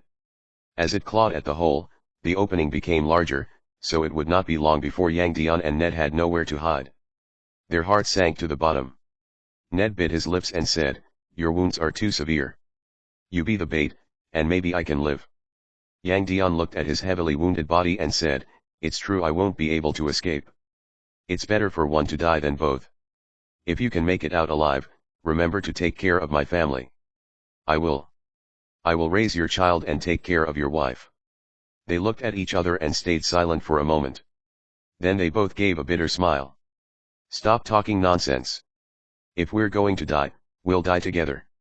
Yang Dian stood up in a struggle and said, we'll use everything we have left. Ned nodded. White light started lighting up on his hands as he got ready for combat. Just as they were going to leave and use everything they had, a flash of blue light dashed across the night sky and hit the white lion's left eye. Immediately, it burst into blood. Then they heard the sound of a gunshot. The white lion roared in anger and sprinted toward the source of the gunshot. Yang Dian and Ned were stunned, which then turned into excitement. Someone's came to help. 500 meters away, Han Xiao lay prone on the floor with the ghost sniper rifle, blue light glowing along the circuits on its body. Through the sniper scope, he saw the white lion rushing toward him with a bloody left eye. This shot was fired with flaming will, which this time it triggered a lucky 2.2 times damage, together with overload, vital point, and sneak attack critical damage. The damage was an astonishing 1,800. This was the highest damage Han Xiao had dealt with a single shot. However, the white lion was still alive and well, like it did not affect him. Han Xiao looked at the information on the interface, and as he expected, the white lion was indeed the Beast King. Its real name was Mutant White Lion King, LV56. It had a lot of beast specialty abilities. For instance, its health was a horrifying amount of more than 18,000, so the shot only took around 10% of its health, as well as a sight loss debuff. Mutant White Lion King. Level, 56. Health, 15724/18700. Status, minus 50% field of view, moderate bleeding state. Attributes, 135 strength, 126 dex, 240 endurance, 30 intel, 22 mystic, 31 shot, 24 luck. Its attributes were very high, and it had many special abilities, which included one called Crazed Rage that largely enhances movement speed, attack speed, and damage as health decreased. An extremely dangerous ability. This boss was supposed to be fought by a team, but Han Xiao was solo. However, with the new mechanical suit, the risk was much lower. Han Xiao stood up and slid backward while firing with his sniper continuously. Despite wearing Viper, he would not opt for close-range combat. Mixing combat strategies was the right way to go. By using the sniper and mechanical suit at the same time, he could have an advantage in both close-up and ranged combat. The scanning module analyzed the nearby terrain and backed up automatically without Han Xiao having to look back, so he could fully focus on dealing damage. After kiting for a while, when Han Xiao finished all the clips of Red Falcon and Berserk Eagle, Mutant White Lion King finally closed in to within 100 meters. Han Xiao stopped backing up and instead dashed forward to the Beast King. Switch to combat mode. Han Xiao yelled. Electricity pumped through the cables. As bright red light shone from the bonfire reaction furnace on his back, muscle fibers in the suit expanded and provided Han Xiao with even more power. Clenching his fist, Han Xiao could clearly feel the amount of power in the mechanical suit just waiting to be let out. The additional attributes from the suit had more than doubled his STR and dex. Yang Dian and Ned saw from afar that Han Xiao was going to face the White Lion King head-on. Don't fight him at such a close range, they shouted at Han Xiao in shock. This mysterious person in the mechanical suit was there to save them, he was their hope. They could remember how easily Yang Dian had been defeated, and this guy might very well end up the same. Such a small-sized human, yet he still chose to face the enormous beast head-on. It was like throwing an egg at a stone, it would have no impact. The man and the lion crashed against each other. The result was certain in the minds of Yang Dian and Ned. They almost wanted to close their eyes and not see how cruel the end would be for that mysterious man. But they were wrong. The mysterious man not only did not suffer a tragic loss, but it was the white lion that was growling in pain. The White Lion King was knocked back, and half of Han Xiao's body was hammered into the ground. They were unbelievably on par. Han Xiao had a lighter weight. He had to direct the strength into the ground to not be knocked up. With the leg muscles unleashing their energy, Han Xiao jumped out of the ground and swung his leg onto the white lion's head like a whip. With a loud sound, a ripple appeared in the air. The white lion's skull changed shape from the power. Its whole body was sent rolling away and smashing onto the ground. Oh my god! Yang Dian and Ned were completely stunned by what they saw. Their sizes were more than 10 times apart, and that terrifying white lion had just lost to this mysterious person. In strength. Yang Dian felt his throat going dry. What he had seen was too impactful. Just because he could not do it, did not mean others could not. He had fought with other pugilists that were stronger than him, and none of them even came close to how strong the White Lion King was. Yet, this mysterious man was even stronger than that. What mechanical suit is that? I've never seen that before, Yang Dian said. Ned's eyes continued staring straight ahead, not sparing Yang Dian a glance. Could it be a secret research of some giant organization? During combat mode, Viper gave an attribute boost of 78 STR and 45 Dex, which made these two attributes of Han Xiao even higher than the White Lion King's. What was even more horrifying was that his overload could further improve the attributes from Viper. Han Xiao had noticed Yang Dian and Ned much earlier, but since he did not know who they were, he did not bother much about it. Han Xiao fought the mutant White Lion King at a very close range, each of his punches and kicks dealing a high amount of damage. Energy was flowing rapidly from the mini bonfire reaction furnace, and the high amount of armor protected him from White Lion King's attacks. Only using fists and legs was a total waste on all the functions the mechanical suit had. Han Xiao had turned on the heating gloves and sunworm and lit the White Lion King's fur on fire, leaving burn marks around his body. Their fight shook the ground like an earthquake. Even the duo watching from afar could feel it as they spectate the heated fight in awe. Although White Lion King's attacks became strong and faster over time, Han Xiao still had the upper hand. He could avoid most attacks because of how agile he was, and even for those that he did not manage to avoid, they could not penetrate his suit. The duo intended to help, but they realized that not only were they not able to, they might become a burden even if they tried to help. However, they were not the kind to leave their savior behind, so they stood aside watching helplessly. Curiosity and amazement of Han Xiao's mechanical suit filled their minds. They had never seen or heard any country that was ever able to make such a strong single-unit combat suit with so many functions before. Planet Aquamarine's progress in mechanical suit research has always lagged behind. Rumor had it that only the country of Theseus had exoskeleton mechanical suit prototypes, but they were heavy and bulky and could not improve the user's physical abilities. However, this mechanical suit was far beyond their knowledge and understanding. In galactic civilizations, single-unit combat suit was standard equipment for soldiers, which reduced the gap between humans and superhumans, and it was more than a bargain for players. The Viper was a piece of equipment ahead of its time. It should never have even appeared in front of players in version 1.0. In fact, no mechanical suit was supposed to have been created in version 1.0 and definitely not owned by any player. Chapter 177, The Start of the Inhuman Incident. The White Lion King jumped up in the air and pounced toward Han Xiao. As the wind pressure came closer to his head, Han Xiao calmly raised his hand toward the White Lion King.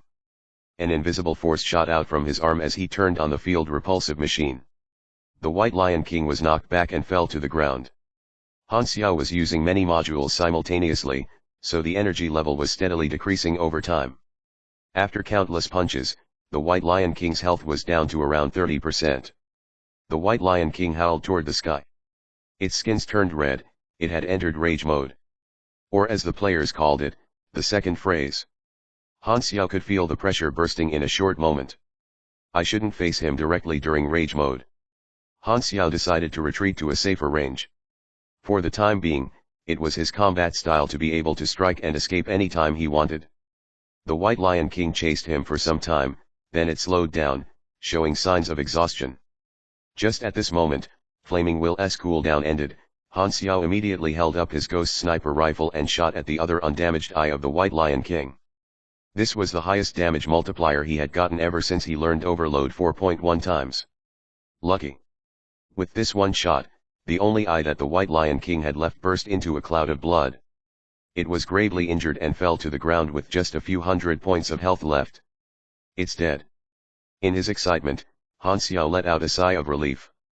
Viper's power was higher than he had expected, and it covered the mechanic's weakness of having low physical attributes and provided strong protection at close range, and it had high functionality in almost all aspects. Viper was the basis of his secondary combat strategy. Just like how his sniping strategy built up slowly, his mechanical suit also needed more modules to be completed. This was just the beginning. This battle was a test of its actual combat capabilities, so he could figure out a clearer plan for future improvements. There was room for improvements in both combat and stealth abilities.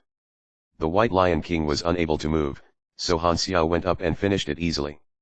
He took out the retractable knife and cut out its heart. It was the size of a basketball, filled with violet-colored nerves, hot like a ball of fire. You received a special item, mutated heart. You have triggered mission virus research. Mission introduction: beasts in this area are all infected by death virus. Some organizations are looking for research samples that are strong enough. That's right, I'm talking about this heart you're holding. Mission requirement: bring mutated heart to Lewis Biological Research Institution in 7 days. Reward: death virus drug X1. This mission was a bonus rewards mission triggered by the heart. The drug reward was able to increase one's attributes permanently, and there was a small chance to give the user a rare talent ability. In the previous life, the Beast King boss was always killed within hours after spawning, and since the death virus drug could be used more than once, the biggest guilds were the ones that controlled the area to grind the drug. Lewis Biological Research Institution was open to the general public, and players could exchange all kinds of weird materials for drugs that were not any less weird. It was in Maple. Han Xiao took out the liquid nitrogen suitcase that he had prepared and placed the lion heart inside, then he heard the sounds of footsteps. Yang Dian and Ned walked to him with hesitation. "Thank you for helping us," Yang Dian said as he looked at Viper's mask. However, he could not see Han Xiao's face. Han Xiao did not reply. He checked through his inventory and left the smell of blood would attract more beasts. Plus, he needed a place to rest. The duo looked at each other awkwardly, then caught up to Han Xiao and introduced themselves. With high hopes, they said to Han Xiao, "We came here to save an exploration team. They went deep into the zone to find the cure of the virus and have lost contact. We hope you can help us. You triggered grade D mission, save the exploration team. Accept or reject?" "Reject." Han Xiao swung his hands, turned his voice to an electrically mixed fake voice, and said, "Don't bother me.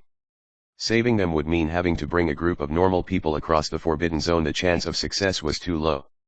Every second spent there would increase the level of danger." Han Xiao's target was only the mutated heart, and it was completed. Thus, there was no need for him to waste his time in the zone. He did not want to just follow the missions blindly. They are in danger because they wanted to solve the disaster. "How can you not help?" Ned said anxiously. Han Xiao turned on his hovering shoes and left without replying. It was clear what he meant at this moment. "Do whatever you want, but don't drag me into it." The duo watched with resignation as Han Xiao left. Not everyone is kind like them, and they knew that, but they were still upset over losing such strong help. Han Xiao left the forbidden zone and went back to the cargo plane that was parked far away. He took the mechanical suit off and let out a sigh of relief. Viper had amazing capabilities, and he was satisfied with the actual combat results. The plane took off for Maple, to get in touch with Lewis Biological Research Institution and exchange the heart for the drug. He also planned to do a threatening mission while he was there, and the contact for the Blood Pack Society was also in Maple. Han Xiao looked at the brief mission introduction on his laptop. "My contact is a hitman? Wait a minute, this name looks familiar, Golden Fox? I might have seen it somewhere before." Han Xiao raised his brows a little but did not bother much about it. Putting the matter aside, he opened the forum. His focus at the moment was players. Han Xiao still had 2 novice villages in the western continent that he had not visited. The new players there had already almost reached an average level of 10. By this time, they would have all started leaving the village to explore the map, but because of Han Xiao, some players stayed to wait for his arrival. The feeling was great. His actions had affected the players in what they did, which was all because of the recent popularity and influence he had gained. Reading through the forums, some new posts had attracted his attention. They were mostly from players in the land of Andria, and the content was all complaining. Question: why is the Germinal organization coming to novice villages to capture us? I have been brainwashed, my faction is locked, and I have lost relationship points. Why is this happening? An NPC sliced me into pieces and asked about my origins. Me too. Is this part of the storyline? But I did not get any alerts on my interface. Some players recorded the process of Germinal organization capturing players in the novice villages. Fully armed soldiers placed handcuffs on players one by one, and some players resisted but were shot immediately by paralysis bullets. A group of cuffed players sat in the back of the car. Space was tight, and they could only see the outside world through windows covered by bars. These players were brought to the bases of Germinal organization one by one. Its bases were unlike the ones on the other 3 continents, which was very hidden. The bases of the headquarters in Andria were all humongous and had extremely tight defenses. The land of Andria was brown. If someone could see from a satellite vision, they would see the bases of the Germinal organization as black-colored areas spreading across the brown land, like virus spots. This forsaken land was filled with abundant radiation and dirt with depreciating signs of life. The Germinal organization took many old country facility ruins and inherited their facilities, including places that were once military sites. Inhuman incident has started. Han Xiao's eye twinkled. He had experienced this incident before in the previous life. It had been the hottest topic at the time. Curiosity toward players from NPCs is the core attraction point of Galaxy players appearing was part of the storyline.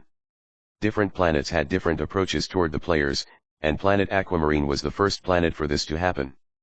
Before, as a player, he was basically rubbernecking and did not do anything. Now that he had a different perspective, he felt he could find out something else. I have made the Germinal organization lose all of their secondary bases, so the number of players joining them would be much fewer, and they have probably realized the damage that has caused. Just imagining how angry their leader would be made Han Xiao happy. Han Xiao turned on his laptop and browsed information through the dark net. The existence of players had already been noticed by many organizations. The natives of planet Aquamarine were surprised by their arrival. The 6 nations might make a move very soon, which would delay the expedition war, but it would still be earlier than my previous life. Han Xiao narrowed his eyes. The war occurring earlier give him both advantages and disadvantages, advantages being the players have yet to grow strong enough, and when the 6 nations burst into an all-out war, their impact would be minimal, which reduced the accidental factors. With the power of the 6 nations, as long as the players did not interfere, they would totally crush the Germinal organization. Because of Han Xiao's interference, the main storyline of the war between 6 nations and the Germinal organization would very soon enter the climax, before the players even had enough ability to join into the story. Chapter 178, Fermentation. Translator, Atlas Studios. Editor, Atlas Studios. Star Dragon's Western Capital, Division 13 Headquarters. Gu Hui, the Vice Chairman, and Division 13's leaders gathered in the secret meeting room. Gu Hui pressed a button on the table, and the doors and the windows shut entirely. All surveillance devices lost their functionalities. Gu Hui put on a serious look as he distributed the documents to everyone in the meeting. The documents had authorization stamps from the highest officials, which meant this information was highly confidential. It was the observation information of the Inhumans. 5 days ago, rumors about the existence of Inhumans started spreading through the dark net. After investigating, it has been confirmed to be true. The documents stated clearly. Inhumans have been appearing and spreading in every continent like a virus. They appeared out of nowhere, and their origins are unknown. From the information that we found on the dark net, the Inhumans have the following characteristics. Gu Hui stated the information that they had on the players, which was similar to what the Germinal organization had.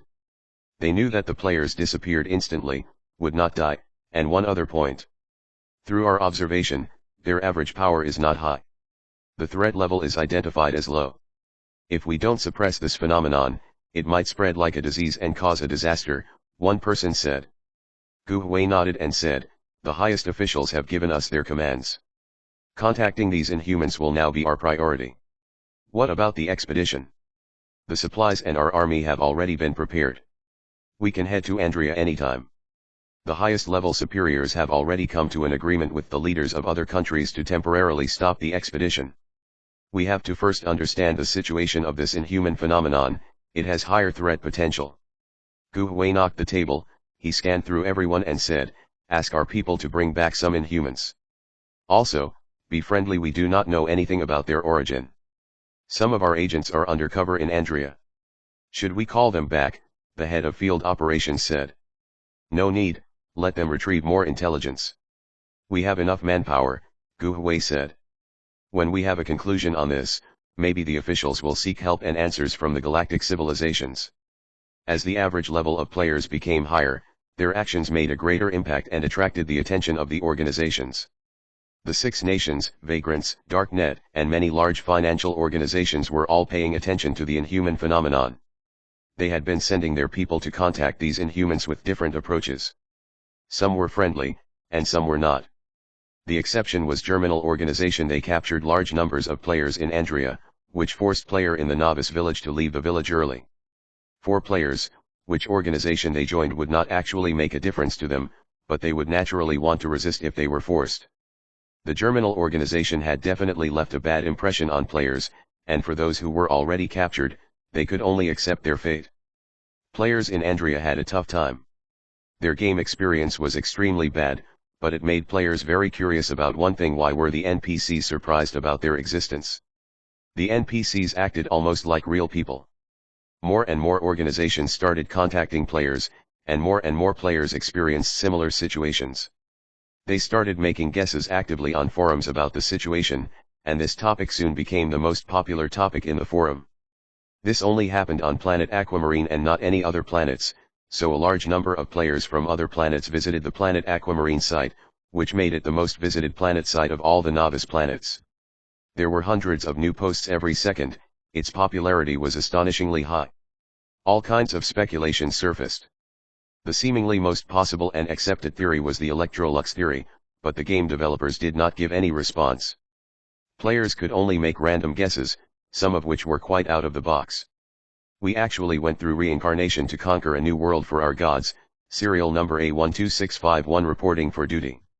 Bullshit, we're Earth's army to conquer alternative dimensions, and we have an honorable mission on our hands. 798 space feet from the Earth Association. Commander Blackie is waiting for deployment. Victory belongs to Earth. You're all wrong. The Earth is just an illusion. This is actually the reality. You youngsters are too naive. This is all part of the Elders' plan. This marks the first step of Skynet's domination over mankind. One day, all of our minds will be locked up in the game. Hail Hydra. Previous commenter is in the wrong set. Sigh, I'm a retired soldier of the 1999 Clan Wars. Come to think of it, that was a really dark age. This grandpa above surely has a strong body, playing full dive VR games at such an old age. These ridiculous speculations became a joke that was trending all over the forum. In a big picture, organizations contacting players with caution was beneficial. It was easier for players to pick a side or organization to join, except for players in Andria who were being continuously captured.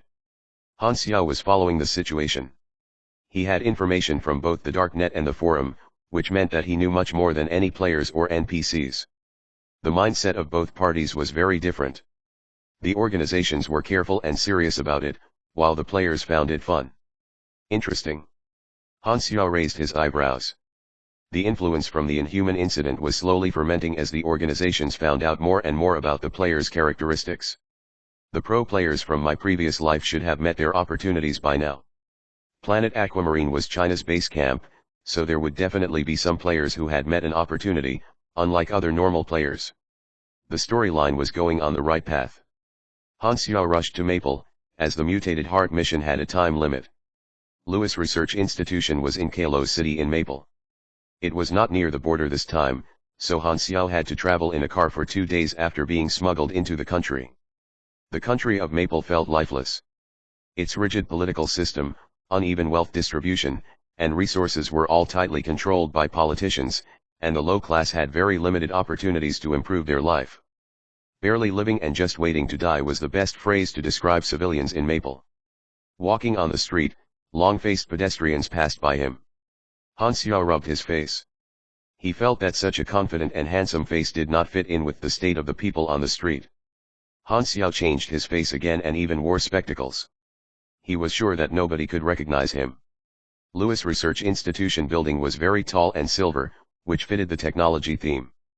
The people in the building were all wearing white coats, as if they were worried about others not knowing they were doing technological research. A receptionist walked to him with a well-mannered smile as soon as he walked in. Hi, do you require an introduction to the business scope of Lewis Group companies? Han Xiao raised the metal suitcase in his hands and said, I have a heart from a death virus-infected being. One of your researchers might be interested. Please wait a moment, I will inform a superior. The lady receptionist guided Han Xiao to the sofa and left. Lewis Research Institution accepted exterior research projects, so there were always customers who came to visit. Han Xiao sat on the sofa and scanned the environment of the hall. It was built in the shape of a sphere, which made it look like a hotel hall. After some time, two people covered in bandages walked in. Han Xiao raised his head as he smelled the odor of blood.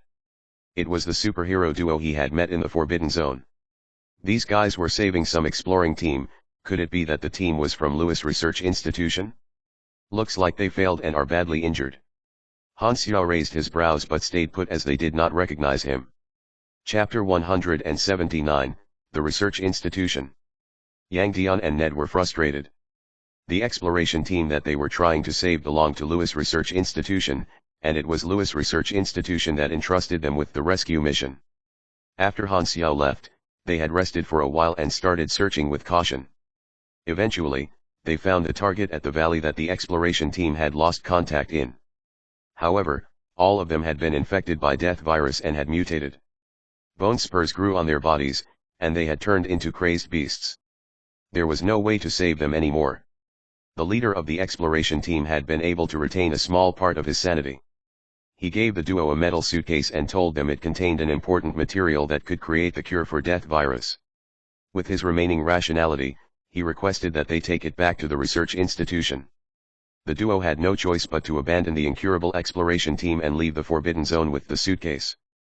They were attacked by a herd of beasts on their way out, and they protected the suitcase with their bodies. They luckily escaped with the suitcase undamaged, but they were covered in wounds.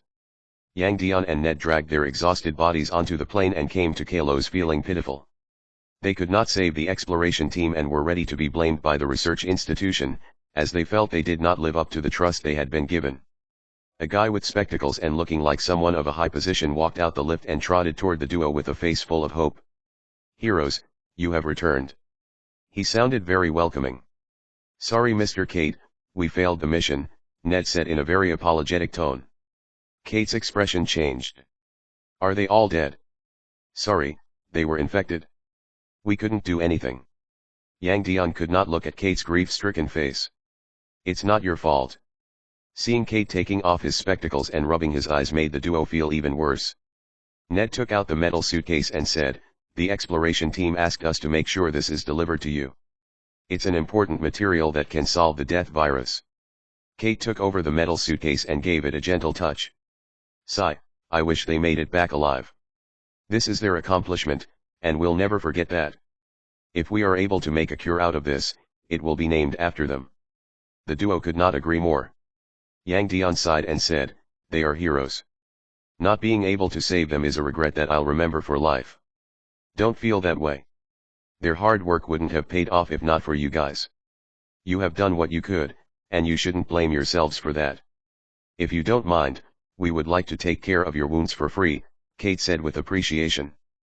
"No need to, I can't trouble you any further." The more appreciation Kate showed, the sorrier the duo felt. They rejected the invitation and walked out with straight backs. Kate pushed his spectacles and watched the duo leave. He then walked toward Han Xiao with a smile and said, "Greetings, do you have any business for the research institution?" Han Xiao returned the smile and opened a metal suitcase, showing Kate the mutated heart. "This is a death virus-infected heart from a very strong being." Kate's eyes sparkled, and he said with an even brighter smile, "Please, follow me." Kate led the way into the elevator, and they went up to the 13th floor. A long, white corridor came into sight after the doors opened. At the sides of it were many experimental labs with glass windows. Some of them had people that were running experiments, some had machines and materials, and there were also a few free researchers that were chatting in the corridor. The 13th floor was one of the experimental floors of Lewis Research Institution. As he led the way, Kate said, "The death virus has always been a very important project in our research. We kept running into obstacles and meeting limits because we don't have enough supplies of lively materials. This heart is very important to us, we might be able to make a drug out of it straight away. As usual, we will give you a dose of it once it's completed, but of course, we can exchange that for something else if you would like other rewards." "No need for that, I want the drug." Han Xiao pointed at the metal suitcase in Kate's hands that came from Yang Dian and Ned and said, "I thought you already have the material." "This? Well, this is important," 2. Kate laughed it off and did not explain further. They stopped outside a big biological experiment lab. Please kindly wait here. Unauthorized personnel are not allowed in the experimental lab. Han Xiao passed the suitcase to Kate, who then walked in with both suitcases and spoke to someone that seemed to be the supervisor of the experimental lab. The suitcases were opened on the table. Inside the other suitcase was a white-colored egg. Han Xiao was unsure what creature was it from.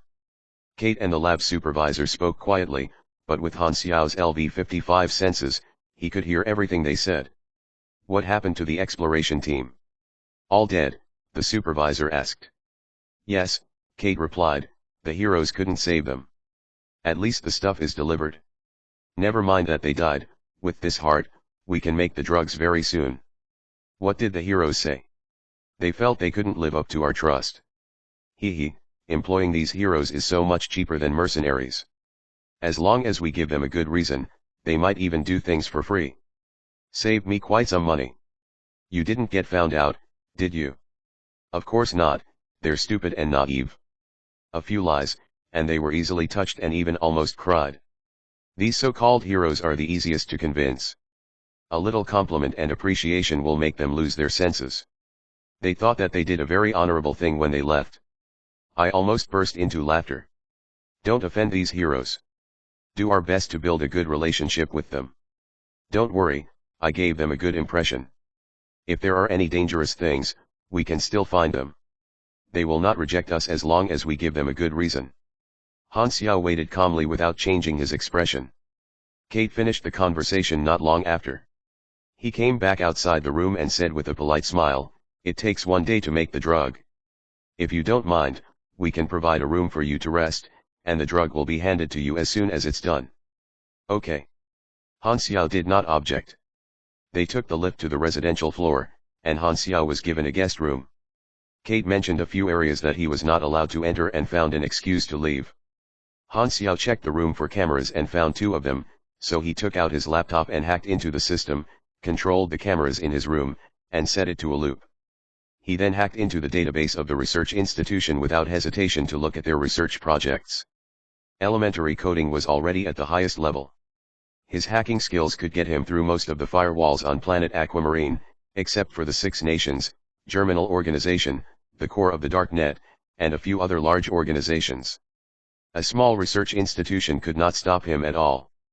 He entered with ease without triggering any alarms, and he could erase his traces afterwards, so no one would be able to find out he had ever hacked into the system. He opened the projects file of the research institution, and names appeared on the screen. Green Lizard Potion, Wild Bull Steroid, Thunderclaw Extraction, Stone Plaque Pathogen. Many names were drugs that players received in his previous life. After some time of finding, he finally found the Death Virus Project.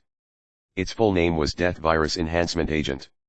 In its detailed description, this was an experiment that could enhance one's physical capabilities, and the research institution was certainly not doing any research on the cure that Yang Dian and Ned talked about. Han Xiao's eyes flashed as he clicked his keyboard, and he had planted a program. Chapter 180, Robbery. Kate came to Han Xiao's room on the next day, carrying a metal suitcase. He placed the suitcase on the table, patted it, and said, the drug has been completed. When Han Xiao opened the suitcase, thick white gas escaped from within, and inside was a dark red, viscous drug. He reached out his hands to touch it, and information showed up in the interface. Death Virus Enhancement Agent, low concentration 3.5%, a drug made from some kind of gene mutation virus. Its essence can be used on human beings with high stability. Consumption effects, STR +1, Dex +1, chance to awaken extraordinary physique. Remarks, although its color looks like the product of menstruation, worry not, its taste is also like. Only low concentration, they gave me the one with the lowest quality, Han Xiao thought as he closed the suitcase. I'm satisfied with this, he said with a smile. We look forward to our next partnership, Kate replied politely. No need to look forward. I want to buy more drugs, what do you have in stock? We only provide long-term bulk supplies to large organizations and customers with abilities. If it's a single customer, especially one with an unknown origin, I'm afraid it will be quite difficult. We hope you can understand. However, We can sell it in bulk to you if you can prove your ability to afford them in the long term. Kate expressed his difficulties just the right amount and made it look like he really wanted to agree but could not because of the rules and regulations. However, in the eyes of an experienced person like Han Xiao, it was very obviously done on purpose, most likely to raise the price. Han Xiao smiled mysteriously. He adjusted his collar and said, "Allow me to introduce myself officially. I'm an executive officer of Germinal Organization, Heisenberg." Kate was very surprised. Germinal Organization? Didn't they leave the Western continent? Is this so-called Heisenberg guy a secretly active executive officer, or is he lying? Forgive me for being so straightforward, but your identity is very suspicious. Kate took 2 steps back and placed his right hand in his pocket holding the alarm. If Han Xiao made any suspicious movements, he would trigger the alarm. Don't have to be so nervous, give me a moment. Han Xiao walked into the toilet with his backpack. Why is he going to the toilet? Just as when Kate was confused, Han Xiao walked out wearing Viper. The mechanical suit that looked highly advanced gave Kate a shock. What are you? Han Xiao swung his arms around and said through the suit's speaker, "This is the latest single-unit mechanical suit invented by the Germinal Organization. If your eyes still work, you should be able to see the amount of advanced technology used in this. Even the official experimental lab of the 6 nations doesn't have this technology. You don't have to worry about me lying, this is a secret project of our organization, and it should suffice to prove my identity." Kate opened his mouth slightly. He felt something was off. "But I am aware of your concerns. If you want to find a stamp of Germinal Organization on the mechanical suit, I suggest you save the effort. Times are very tough for us, and it is very dangerous to have a high profile. I've been given full responsibility for this matter, so if you want to contact a higher ranked official." "Forgive me for being so straightforward, but your position doesn't warrant that," Han Xiao said in a serious tone. He almost believed it himself. Kate hesitated and said, "I need to discuss with the other high-ranked officials." He walked to the side and opened his laptop to contact the other high-ranked officials. They were all experiment lab supervisors, and they were surprised by Han Xiao's origins. "He can't prove it, not trustworthy. Do you want him to shout 'I'm part of the Germinal Organization' everywhere he goes? I think there's no need for him to lie. We will know if he's the real deal when we make the trade." "Makes sense to me. But cooperating with the Germinal Organization seems somewhat dangerous." Han Xiao cut in their conversation and said, "Any trade we make will be kept confidential. As long as you and I don't tell anyone, no one will know. We can even give you some financial support to build new divisions in Andria." The eyes of all the high-ranked officials in the research lab turned bright. Andria was filled with radiation, and many genes mutated flora and fauna avoided by others were treasures to them. They had heard about the generosity of Germinal Organization. In Maple, the government was corrupt, and they had just about had enough of it. It seemed like a rather good plan to change the environment. Even if they did not move their headquarters, opening a research division in Andria was a pretty good idea, too. "Shall we try to make a deal? Bring him to the exhibition room." With the discussion coming to an end, Kate smiled and said, "We accept the trade, Heisenberg. Please follow me. I will show you our research results." Han Xiao nodded.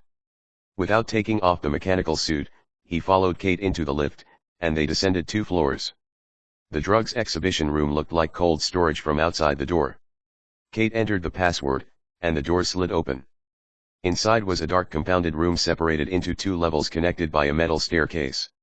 Showcases were laid out at the side of the walls, and inside them were drug tubes of various colors with tags describing their names and test results. All the drugs had finished products with different levels of concentration. "These are the products of our research institution. Which ones does your organization want?" Kate said with a smile. Han Xiao acted like he was looking around and said, "Every one of them. Money is not a problem, as long as you have enough in stock." Joy filled the faces for the high-ranked officials who were watching through the camera. This was a big order. Han Xiao raised his eyebrows. "But I will have to verify their effects first." Kate opened the showcase's password lock, took out a drug, and passed it to Han Xiao. Han Xiao read the information on the interface. It was a temporary enhancement drug, consuming it would grant a +3 endurance buff for 3 minutes. After making sure all the drugs in these showcases were real, Han Xiao calmly said, "I will need a large quantity." Kate received commands through the headphones. He took out a laptop, opened the price page, and said with a smile, "We have enough inventory. After you have made the payment, these cute little things will be yours." Han Xiao narrowed his eyes. "I will only make payment when I see the products with my own eyes. Don't have to worry, we are just a small organization, and we don't have the guts to go against a large organization like yours. We won't go back on our word, and we hope you understand our concerns. Anyway, I believe this is an insignificant amount of money for your organization," Kate said with a smile on his face. "Seems like this is as far as I can get by lying." Han Xiao's eyes flashed. He had no intention of paying. He placed the gun against Kate's forehead before he could react and said, "This is my payment." Pa! The laptop fell onto the ground with a bang. The threatening feel from the gun muzzle made Kate tremble all over. "You are a fake." Han Xiao did not reply. He fired at the showcase, but the glass was bulletproof, it only cracked but did not shatter. Far away in the surveillance room, the high-ranked officials were shocked. "He wants to rob our finished products. Luckily, we brought him to the exhibition room where there are security systems." The metal door of the exhibition room shut tight, and the showcases moved back into the walls, leaving no traces behind. The room became empty, and the ceiling moved aside, revealing 3 rows of guns whose range covered the entire room. Han Xiao and Kate were both under the guns. The proud voice of a high-ranked official sounded from the speaker. "Didn't expect that, did you? We were suspicious of your origins from the start. Now that your life is under our control, you have no escape. We just have to press a button, and you will be dead. Unless you want to know how many seconds it will take for these guns to turn you into a puddle of blood, put down the guns, take off the mechanical suit, and get down to your knees. Then tell us your true identity, origin, and who sent you."